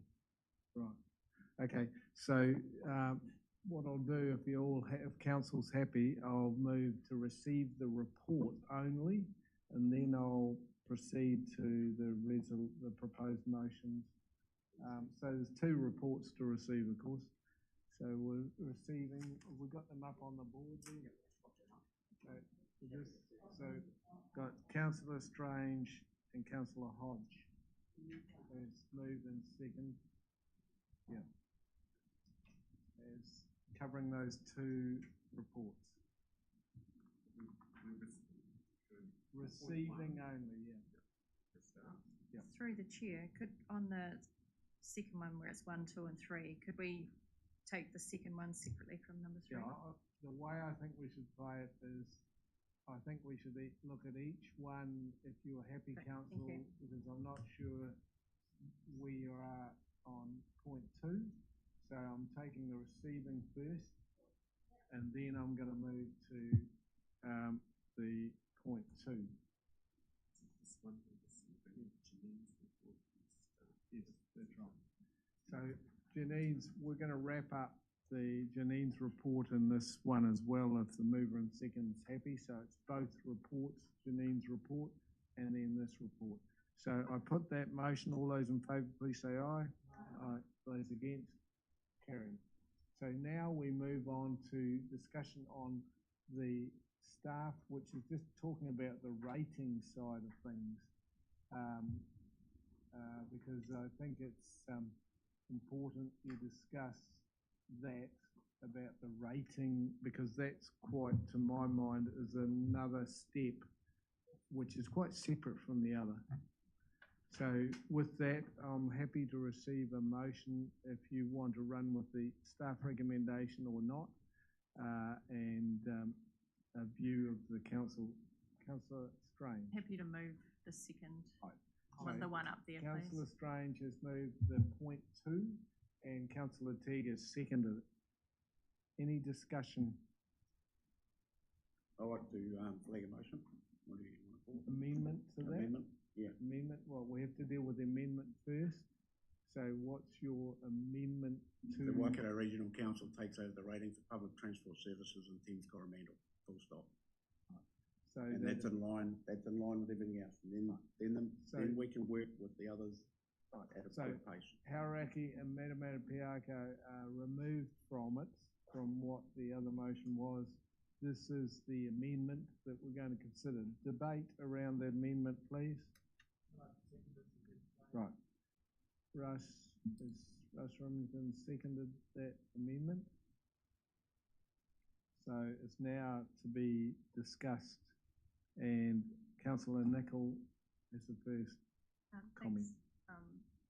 A question to Mark around what the benefits are. I realise we don't want to recover things too much, but just laying out what the benefits are of or the detriment of not having Hauraki and Maramara Piako included in just pros and cons. Yep. Yep.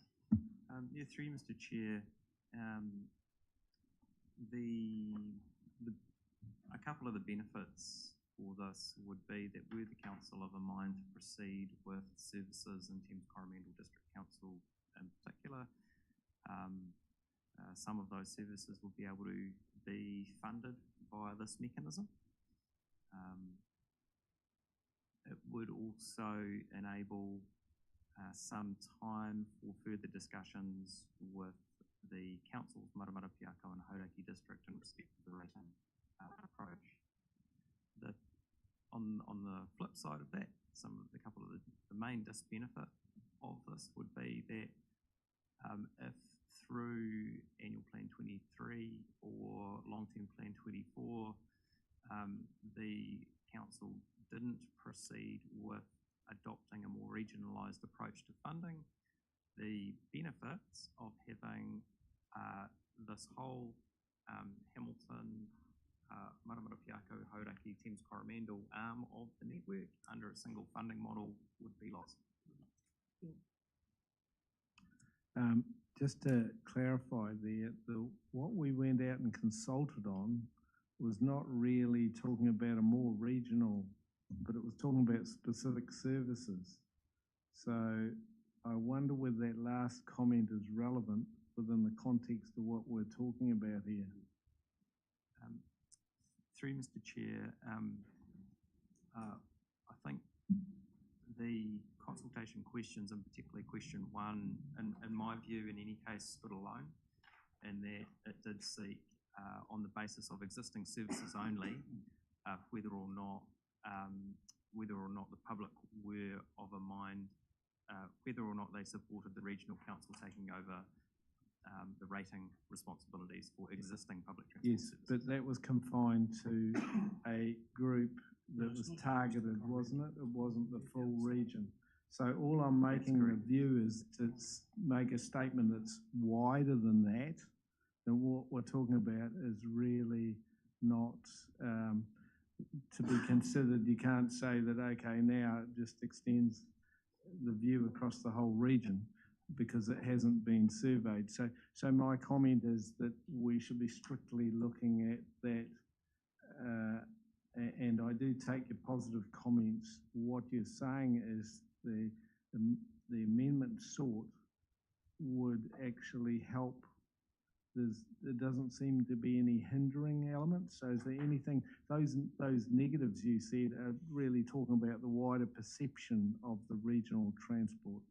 Through you, Mr. Chair,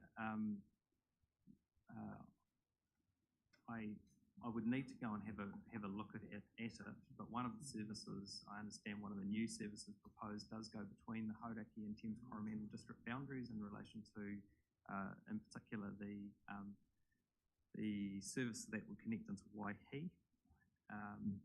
And so that would change the dynamic in relation to those funding and bring into question the ability to fund the Hauraki share of that improved service.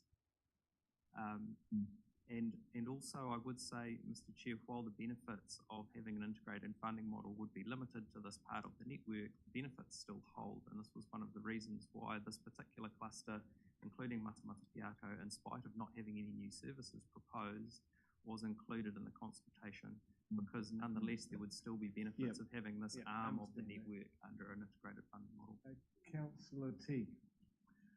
Thank you. I think what we have to go back to is that we did go out and consult on whether we would rate in these 3 districts, and the result was that yes, 79% said we should. And I think it's going to be very difficult for us to ignore that level of public opinion. The other point I suppose I'd make is, apart from the benefits Mark outlined of having, you know, like a sub-regional hub, if you like, involving those 3 districts. So, you know, the body of evidence, I think, is that people want to be able to connect within that sub-region. They're not so interested in actually connecting to Hamilton. they want to know how they can get around within that eastern region. So, and depending on how the debate might go later today, I don't see an appetite for new services in Hauraki, and there are none proposed in Matamata Piako. So actually, if we do choose to rate for it, it will actually make no difference to those two districts, because we're not going to be imposing any new rating demand on those two. So, you know, it's a fairly academic exercise as to whose rate demand it goes on, really. That's about it. So I think there's really good reason to include all three regions. And the other thing is that ultimately, I think there will be support for us doing this region-wide, and the fact that we get three district councils areas on board at this stage, I think helps that. So just to be clear, you won't be supporting the amendment? No, I don't think I would. No. Councillor Strange?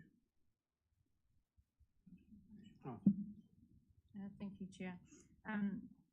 Yeah, I'll just add to Dennis's comments on that, building on that 79% in favour of us rating. Feedback from Hauraki Council was that they were supportive of us rating for services. My interpretation was that it was the infrastructure that they were questioning. So yeah, at this stage, services was a bit of a given, and it would tie into conversations that we've had with the Mayor earlier in the training as well. So yeah, I will not be supporting the amendment. So that's, I think it's important to hear those voices, local constituent councillor and our chair of that public transport side of things. That's important. Any other comments? Yes, Stu. Yeah, I guess I was just looking at the stats. 74% of the submissions come from Kings Coromandel, 3% come from Matamata Piako, total of 3 submissions. Yeah, I just think this has been rushed, that's all. I think it could be a good idea. We have, at the moment, an empty bus going from Tiara to Hamilton, except for the school kids. So I'm not going to be here next training, I'll announce it. So I'm retiring from Regional Council, so it's of no benefit to me, this conversation. Nah.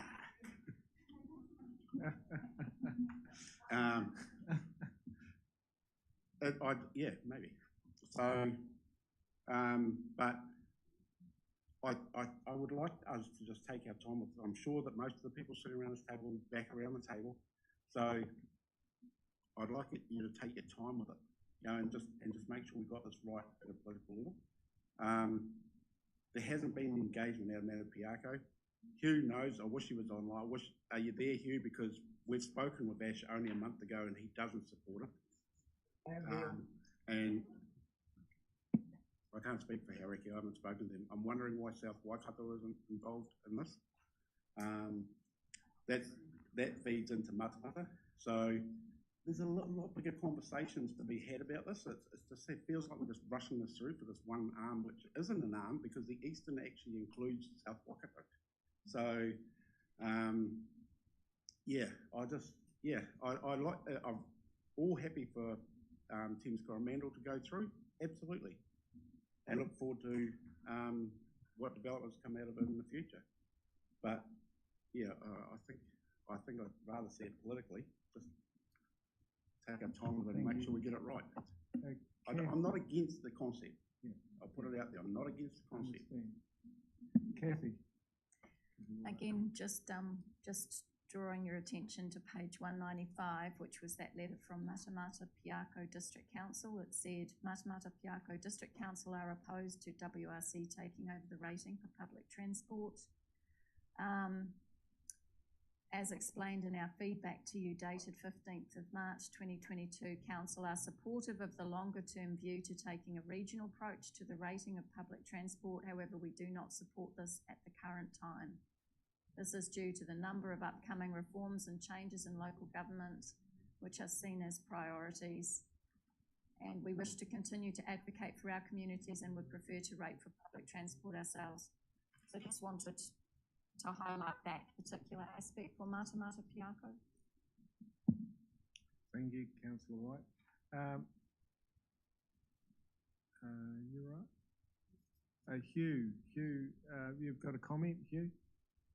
Yeah, to a large extent, we're repeating what we've done in the past. And I don't know, 6 years ago, there was a discussion on the Regional Transport Committee that the health shuttle services that operated from Thames to Pairua to Te Arawa to Morrinsville and into Hamilton was inefficient, and therefore there's got to be a better way. And if we could coordinate the whole lot, put somebody in charge of coordinating so that you rang one number and you could be picked up from Te Arawa by a health shuttle coming through Thames, and therefore it was a far more efficient service.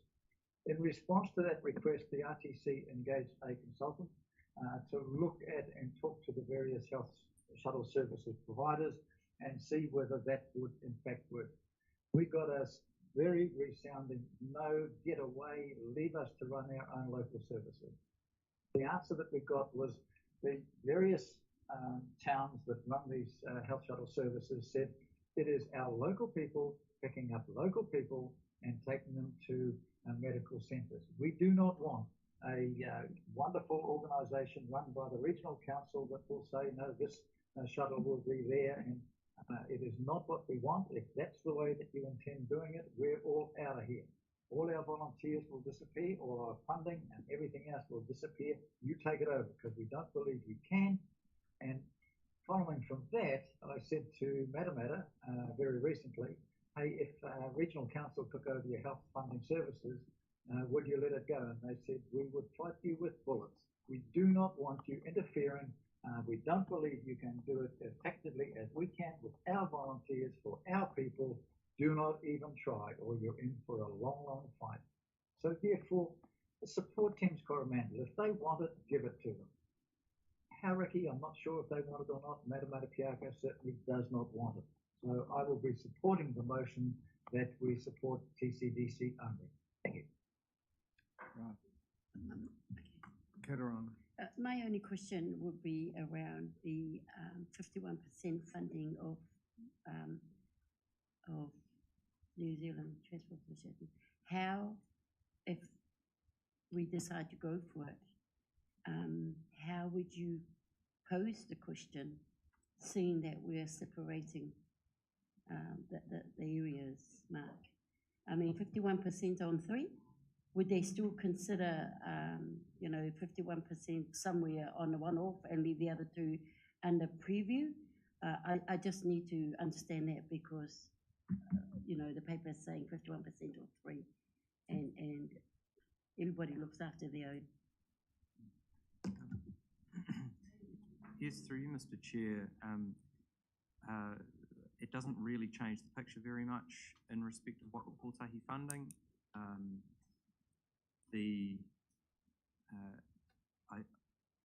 would need to ask the team to do the numbers, but save for were the council to be of the mind to proceed with Thames Coromandel only, and were Hauraki not able to come to the party with otherwise the component of the additional local share required for any enhancements in the services that connect between Hauraki and Thames Coromandel, we would still have exactly the same process to go through in respect to funding. So I'm not quite sure what the difference would be in the ask, but that's right. I don't understand why you got the whole two together. I don't understand why you got the whole two together over all of these years. And I think councillors from the Matamata Piako area have always been uniformly like, why didn't you separate these questions and now going out long term instead of function? Unfortunately, we haven't. So we're stuck with debating the councillors in here and the mayor who's on his way out anyway, and a councillor who's on his way out as well. 2 councillors are going out. They're on his way in.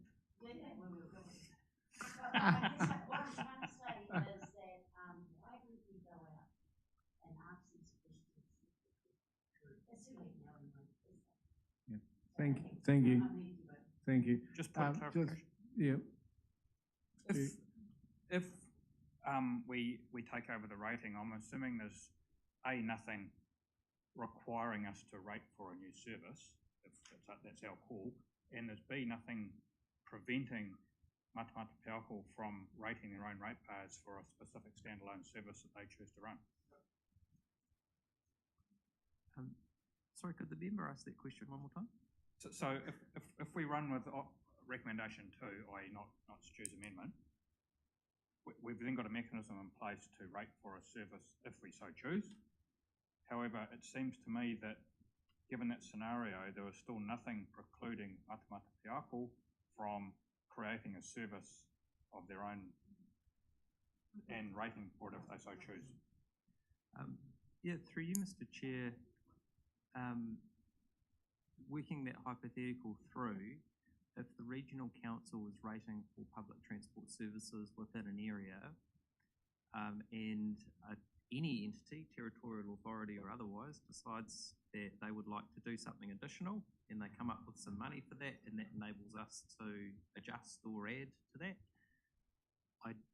I don't see any particular barriers from my perspective. However, I might pass to Janine because I understand that there were some matters that were raised through audit in relation to having 2 authorities rating for the same service.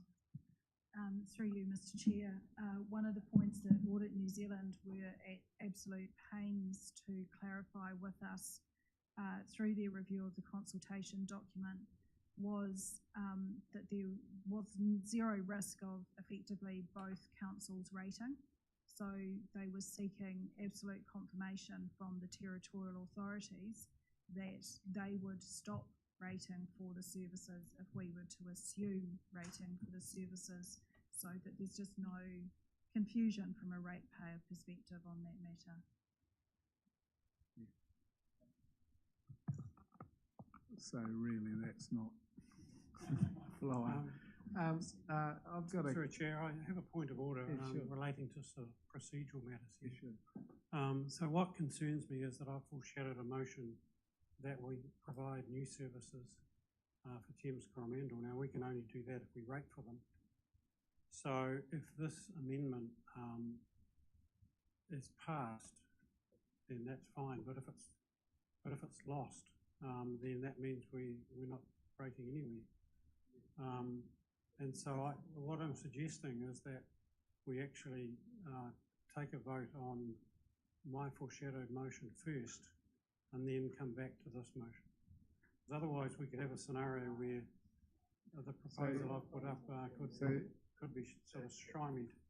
I seek staff input as to whether that is correct. In other words, the way I'm reading the amendment is it's really saying that we are targeting one particular area rather than, for collecting rates rather than all of them. So I just want to confirm that if we pass this, it doesn't create any difficulty with considering the detail further, in terms of the next parts of what we have to do. I don't think, according to the law, this is in a position to do a foreshadowed motion when he actually seconded the motion. That's right, you can't. I think that will. So just get clarification. I just want to be sure that we've got our ducks in a row. I don't mind the chair being questioned on that. Sarah. Sorry, could I just respond to that point of order? Because that's an entirely different thing from this. This is an entirely different matter than the motion I'm proposing later. It's not about whether we rate or not, it's whether we provide new services. Yes, I understand. I can clarify, Mr. Chair, just in terms of if either the amendment or the substantive motion are passed, then that would enable the council to proceed with rating for additional services. If both the amendment and the substantive motion are lost, then it would mean that we wouldn't be in a position to proceed. Yes, I understand that. So we're dealing with whether we rate first and then the second part. Now, that's how I wanted to establish it. So we're following the approach which staff were looking at and I think is appropriate, and then we go to step 2. Questions, comments about at the moment about the process. I'm trying to get the process right. So any other comment there about the process, please? Do you want to make a comment about process, whether we got it right? Yeah, Stu? just questioning Dennis's understanding, because that's not what I'm meaning. I'm not meaning to stop the rating in Thames Coromandel. I'm saying set Thames Coromandel up, yes, being rated by WRC, to have a service. Understand. It's not intended to shut the conversation. That's what I'm reading. I just want to be clear My that deep that is concern understood. Is that the Mayor of Piako is against this. Yeah.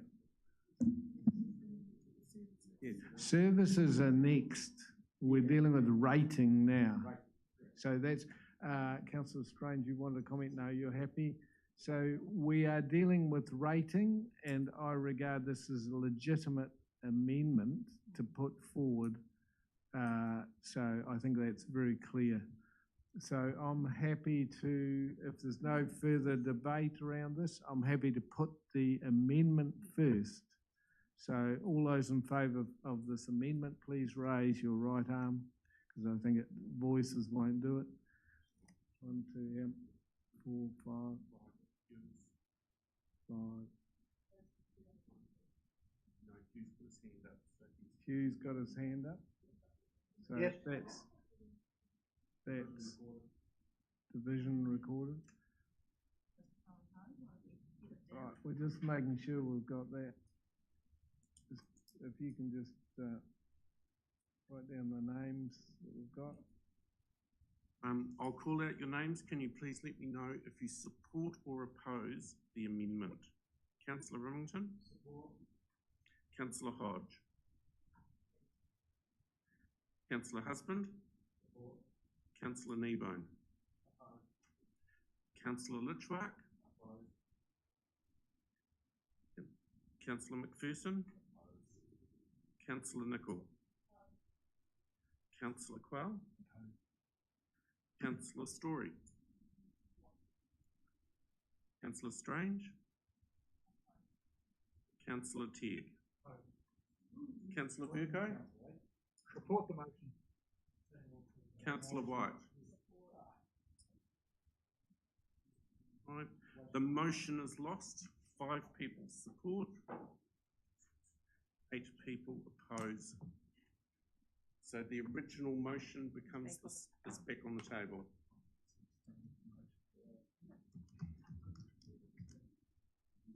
And we've recorded that.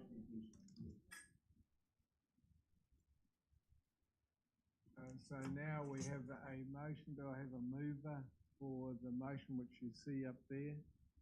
That the Waikato Regional Council takes over the rating for public transport services in all those 3 districts. So the mover and seconder is, you've got that recorded, haven't you? Because it's already there. Same. So it becomes the substantive motion, moved by Angela Strange, seconded by Councillor Teague.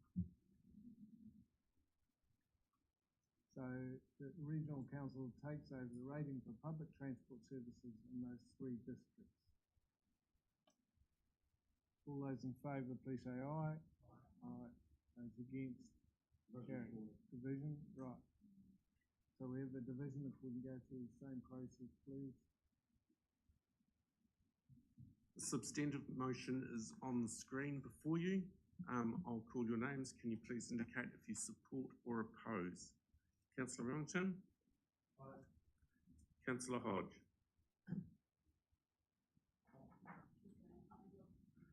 Councillor Husband? Aye. Councillor Kneebone? Support. Councillor Litchwark? Support. Councillor McPherson? Support. Councillor Nicol? Councillor Quell? Support. Councillor Story? Councillor Strange? Councillor Teague? Councillor Burko? Opposed. Councillor White? Councillor support. We have 5 and against, 1, 2, 8 support. The motion is carried.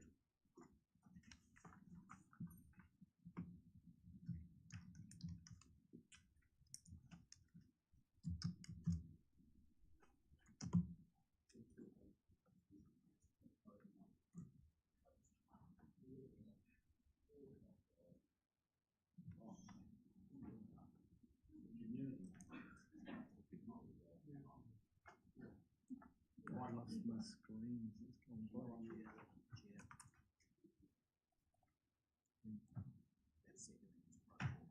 Pro forma. So we now have another motion. I just lost my screen went black for a moment, so I'm now back online for some reason. So we now have a motion on the floor, which is up on the screen. Sorry, could you explain what pro forma, like? Yeah, pro forma is meaning that he is reserving his position until the discussion has been had, and then he'll either confirm or withdraw. Is that correct? It's my understanding that I'm retaining. Does that fit within standing orders to be able to pro forma a second and then withdraw, or not? Yes. Oh, well, at the moment we're only discussing whether pro forma is legit under standing orders. I've got to clarify that, because if it's not acceptable, then no. But I've got to. I know, but not how you interpret it. I've got to do it according to how standing orders perceives it. Yeah, well, standing orders doesn't use the terminology, but there's nothing wrong with seconding a motion in the that's right, if it ends up being. You can withdraw your, no. So you can't withdraw once you've seconded it, the amendment, you can't withdraw that seconding. It's only you can vote against it. Are you happy with that? Yes. So we'll take out the word pro forma, and we've just got it second at the moment because it means you can vote. Yeah. You should. Dennis, do you wanna hit your button, and then we'll come back to you if you want to come back. Is the mayor and councillors of Thames Coromandel aware that you're going to go forward without any funding from Waikato, or has it been sold to them with funding? The mayor says it's with funding. So again, are we just going to push this through against the mayor of Thames Coromandel?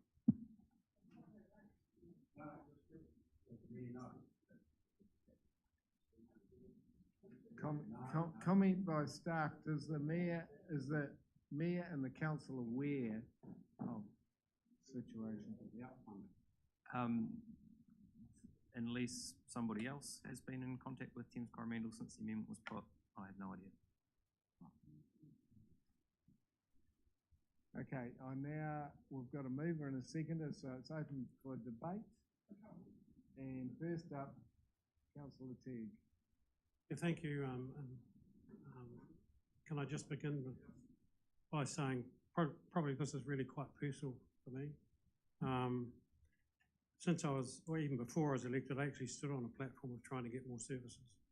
And it's one of the reasons I got elected, I think. But I've actually worked really hard on this electorate to get new services. As I said earlier, I went around every community board and sounded them out, and they were all keen, but they just couldn't quite get to the point where they put up funding of their own. I've been to lots of meetings, some of them, with the DHB. As a council, we agreed on this annual plan consultation, and now as a result of that, we have 77% support for what's proposed in this motion. Also, not only community boards, but the DHP and the groups that are at the sort of community level are very strongly in support of it. And these are very modest and affordable services, and I'll come to that in a minute. So what I suppose concerns me about the staff recommendation is it does seem to me lack the urgency that we require in this area. So we've heard that we could get a service like this up and running within maybe 7 or 10 months. But if we wait for some time in the never that we might get Waka Kotahi funding, it could be potentially several years. And I think that lack of urgency is one of the things that really concerns me. I think we're seriously out of touch with public opinion. So just pause there, because I think that is a very important point to this deliberation here, is in considering this motion, we want to be sure as to when the service might start. And there's a bit of a concern that we're hearing figures like well into April 2023, and it could create quite a situation where you started collecting rates and you're actually saying you've got to provide a service and you're not. And that's not a great, I'm just saying this is a perception that is clearly possible. So that's why I interrupted you, because I wanted to comment. I'd like to comment on that, because we're now, what are we, May? We're not able to rate for the service until January anyway because of a previous decision. The rating will only commence from the 1st of January, as I understand it. Through you, Mr. Chair, that's correct. We had always said that the services would be for 6 months in the first year only. I guess the clarification around timing is probably important in terms of, is it 6 months of service in the first year or only 3 months of service in the first year, which is sort of the time frame that has been indicated today, so that we can match what we rate with the service that we're actually going to be able to provide. So I suppose the other point I'd make around that is, if there's no Waka Kotahi subsidy, then it takes quite a bit of time frame out, because you don't have to present them with a business case. We're making that decision ourselves. It seems to me that it is possible, if we started planning this now, that we could get a service up and running mid-2022.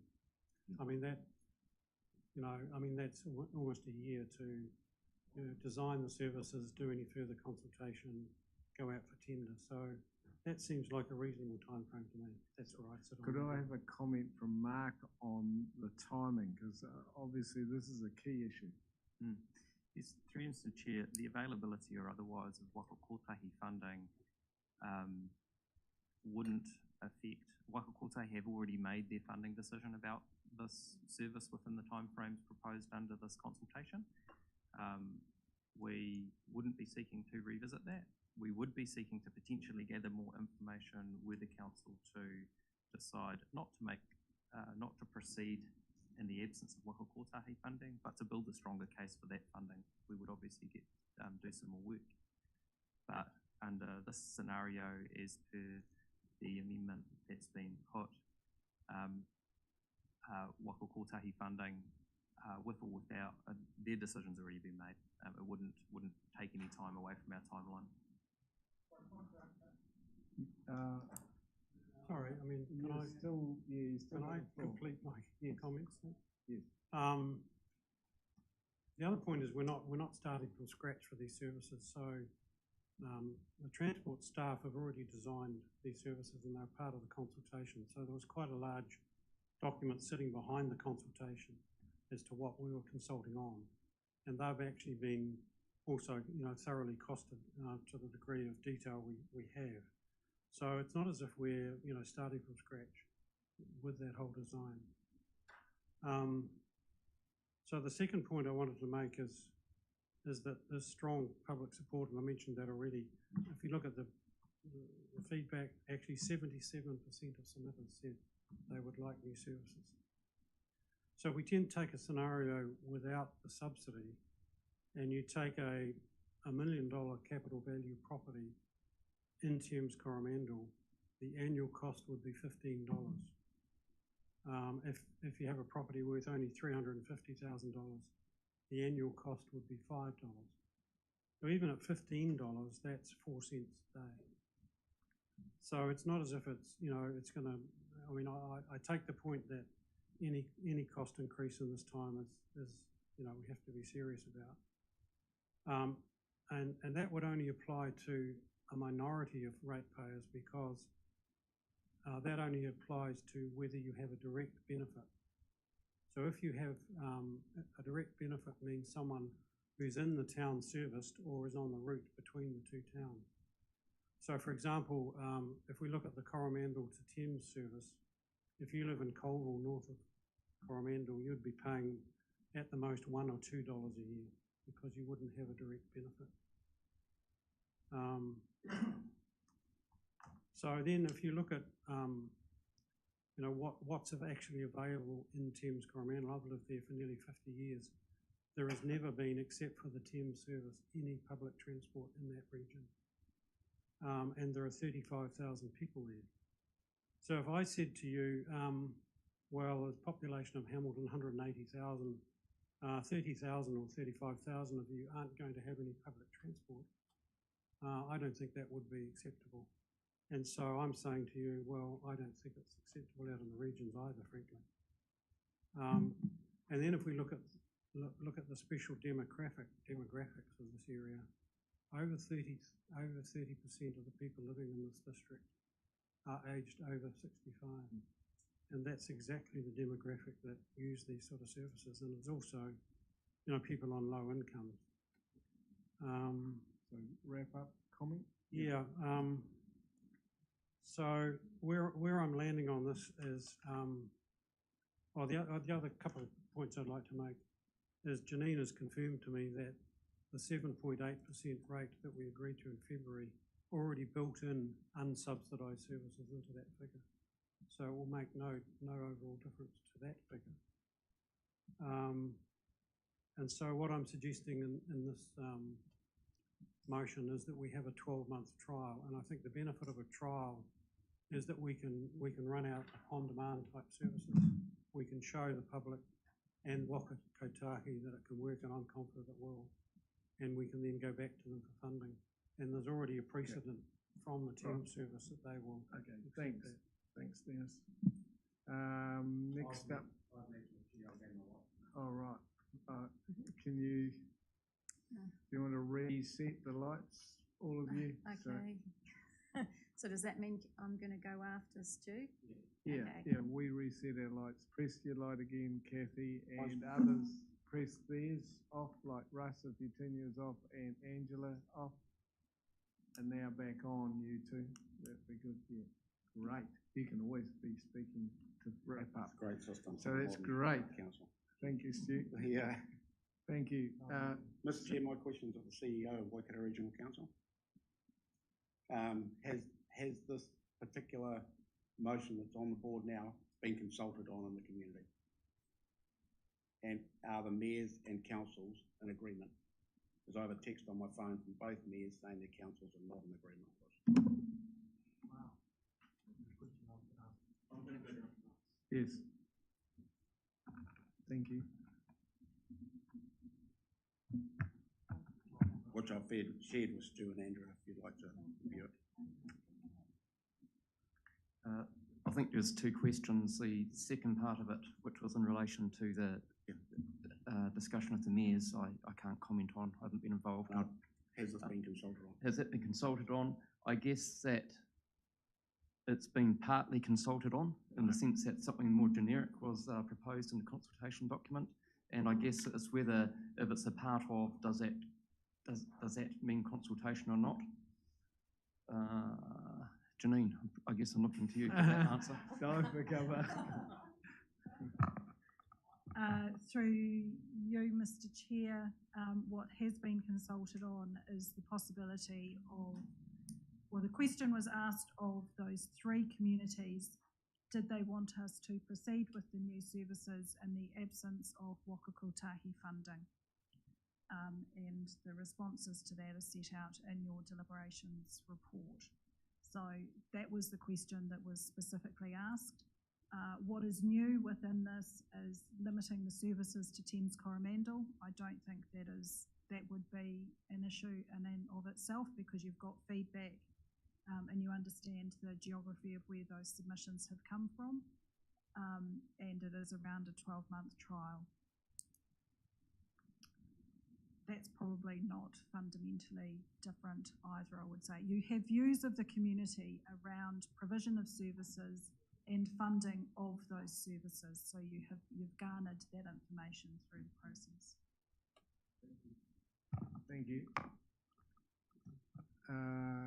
Further comments? Stu, any further? No. We're moving on. Kathy? Yeah, look, just page 209, it says there, regardless of whether submitters support or don't support the proposed new services in Thames, Coromandel and Hauraki districts, 64% of submitters, a clear majority, would only support the rating of the proposed new services if funding for 51% of the cost of the new services is secured from Waka Kotahi New Zealand Transport Agency or another appropriate source. I actually support you being able to push for new public transport services on the Coromandel Peninsula. I even support your desire for a trial, but I don't support you doing that without Waka Kotahi funding or having a commitment to funding from another source. I don't think it's fair to actually ask the ratepayers to pay it all, when if we waited for the subsidy, we probably would actually get the Waka Kotahi funding. So that's my reasons for not supporting this. I think I do think it's not a great precedent. If we had some commitment from some other source of funding, that would be great. We might be able to actually vote on that here, but I don't think I can vote for this without having that. Thank you, Kathy. Can I just ask on that funding question, Mark, when is the earliest time that if we started on a trial, when is the earliest time that we could engage with Waka Kotahi and get funding, or do we have to wait to the end of the trial? Through Mr. Chair, I would expect Waka Kotahi would want to see the results of the trial before reviewing funding decisions. So you wouldn't go and say 6 months and say this is what we're finding, they'd want the full year? But through Mr. Chair, the funding conversation with Waka Kotahi, particularly around these types of proposed services, is an ongoing one. Like I said, we have that list of projects and we have the green light, orange light, red light. Where that orange and red line sits, that is a constantly moving thing. And so, but what I can say is that we have other services that we already have up and running, such as the Thames Connector service, which is still under a trial, and we would like to see that be the first one to cross into the green. Right. Stu Kneebone. Thanks. I just want some clarification, because I thought, if I heard you correctly, Mark, and correct me if I didn't, that you had said that with Waka Kotahi's 3-year funding process, there is potential in the 3rd year, if there's any money left over, to fund something. And where I'm going is, if we amended this to say that WRC proceeds with planning for provision, etc., taking into account the commentary you gave us around the planning process and how long it takes, is there potential? We would leave ourselves with the option of A, proceeding along the way Dennis is suggesting, if we can't get Waka Kotahi funding, or B, proceeding and potentially getting Waka Kotahi funding, which would be even better, if that makes sense.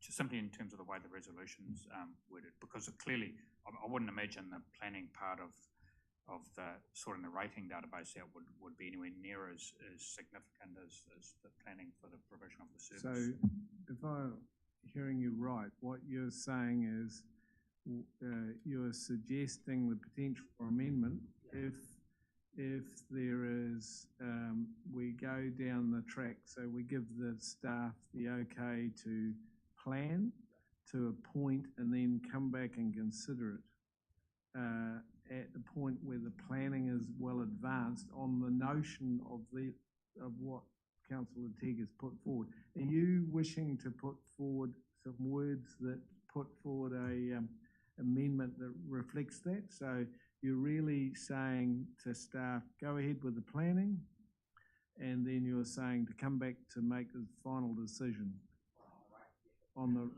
rating. So you're gonna put forward an amendment. Now I've got my procedural things correct, I gather. You're putting amendment. Yep. Yes. So clarification from Mark, and I'll see if I've got a second of that. Through you, Mr. Chair, that's correct. We could proceed with planning, and then as we get into year 3 or approach year 3 of the National Land Transport Fund, we would have a better picture of whether Transport Agency funding would be available, and the council may choose to reconsider at that point.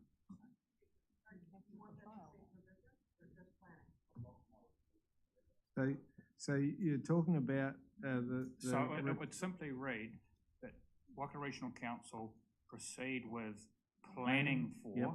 instead of rating for. Yes. Yeah. Yep. Well, I don't know if I Planning for provision of services. So does that amendment reflect your views, both the mover and the seconder? Yeah.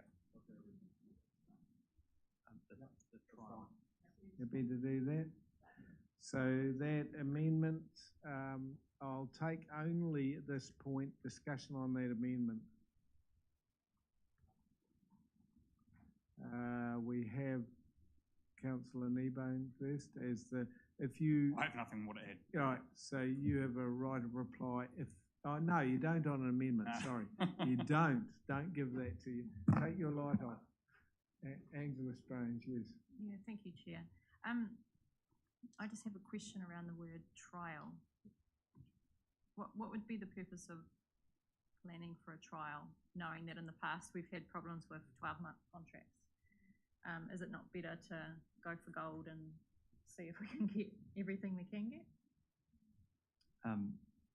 Yes, through you, Mr. Chair, my view and preference would be if we're going to get out there and plan for a service, then we should plan for it being a permanent service. One step in implementation may be to give us some flexibility in our contracting so that we can adjust a little bit as we go, but I would suggest removing the 12-month trial.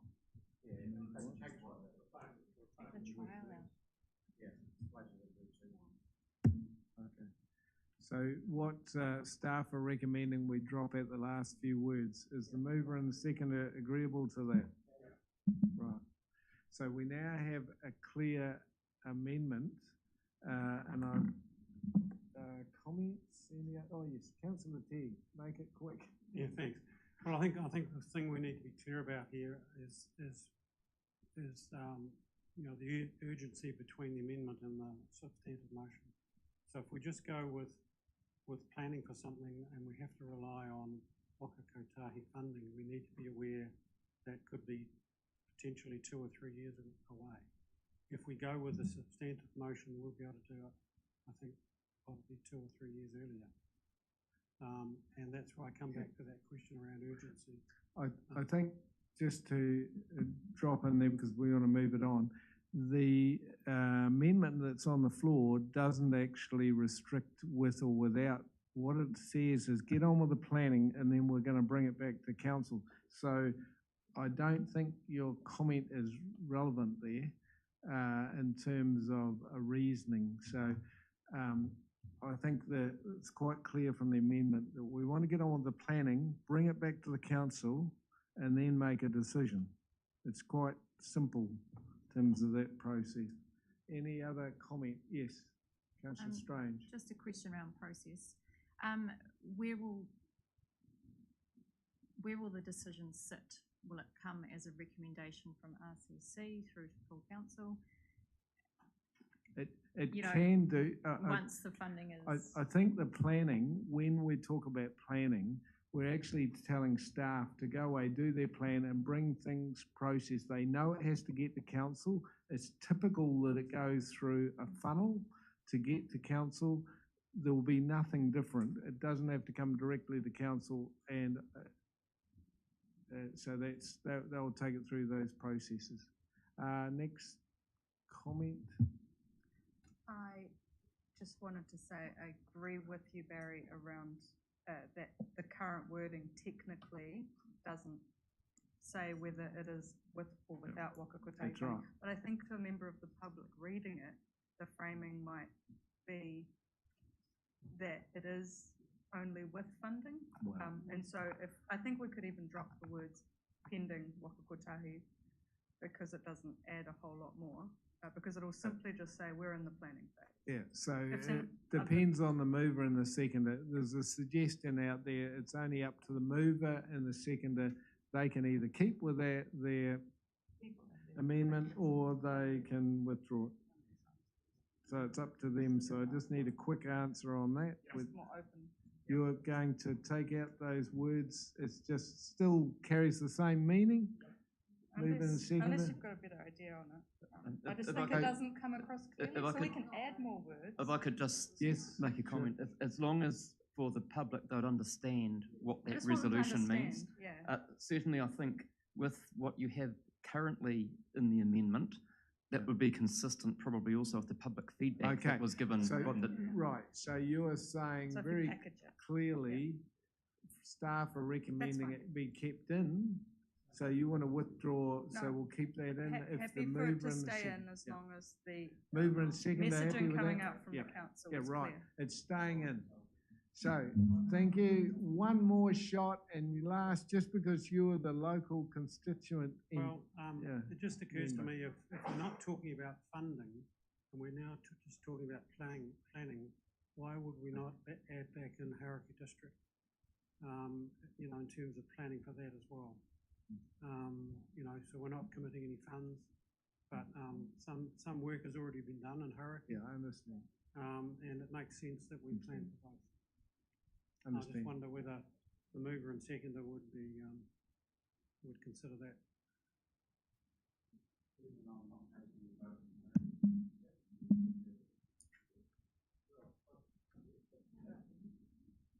It's up to the mover, seconder.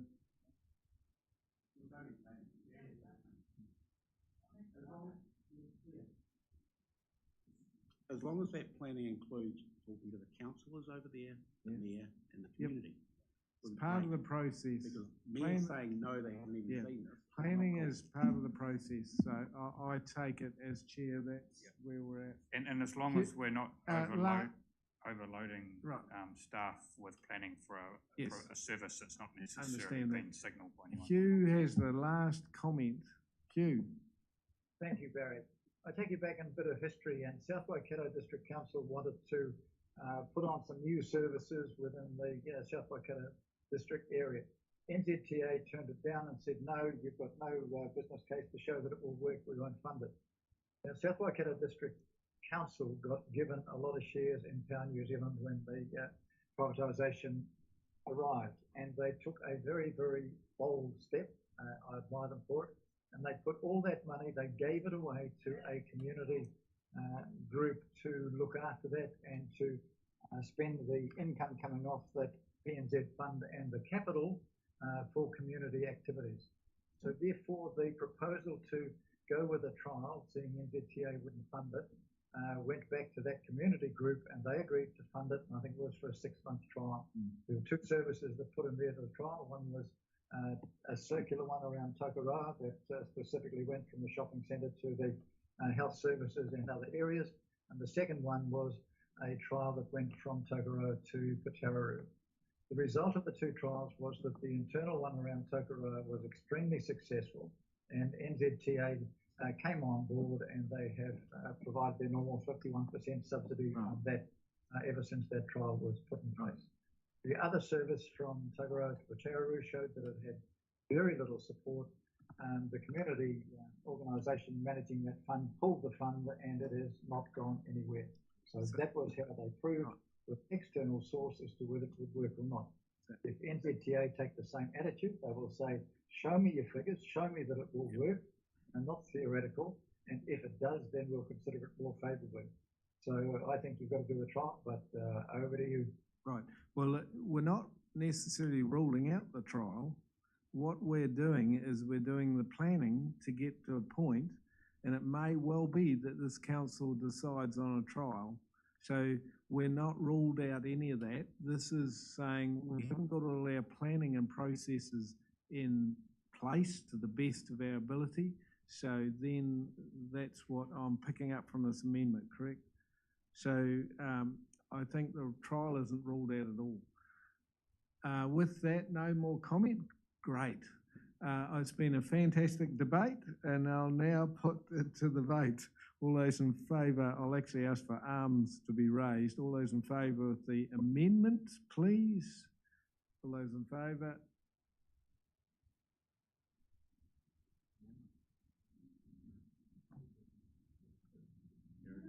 So the amendment now becomes a substantive motion, and I'll move that as the, well, is it the same persons that move and second?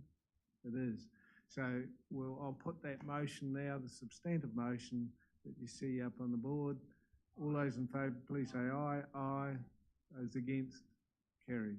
Thank you so much. What a great debate that was for my first chairmanship. And I think we're all done and dusted, aren't we? We can have lunch. So I can close the meeting, and thank you for your inputs.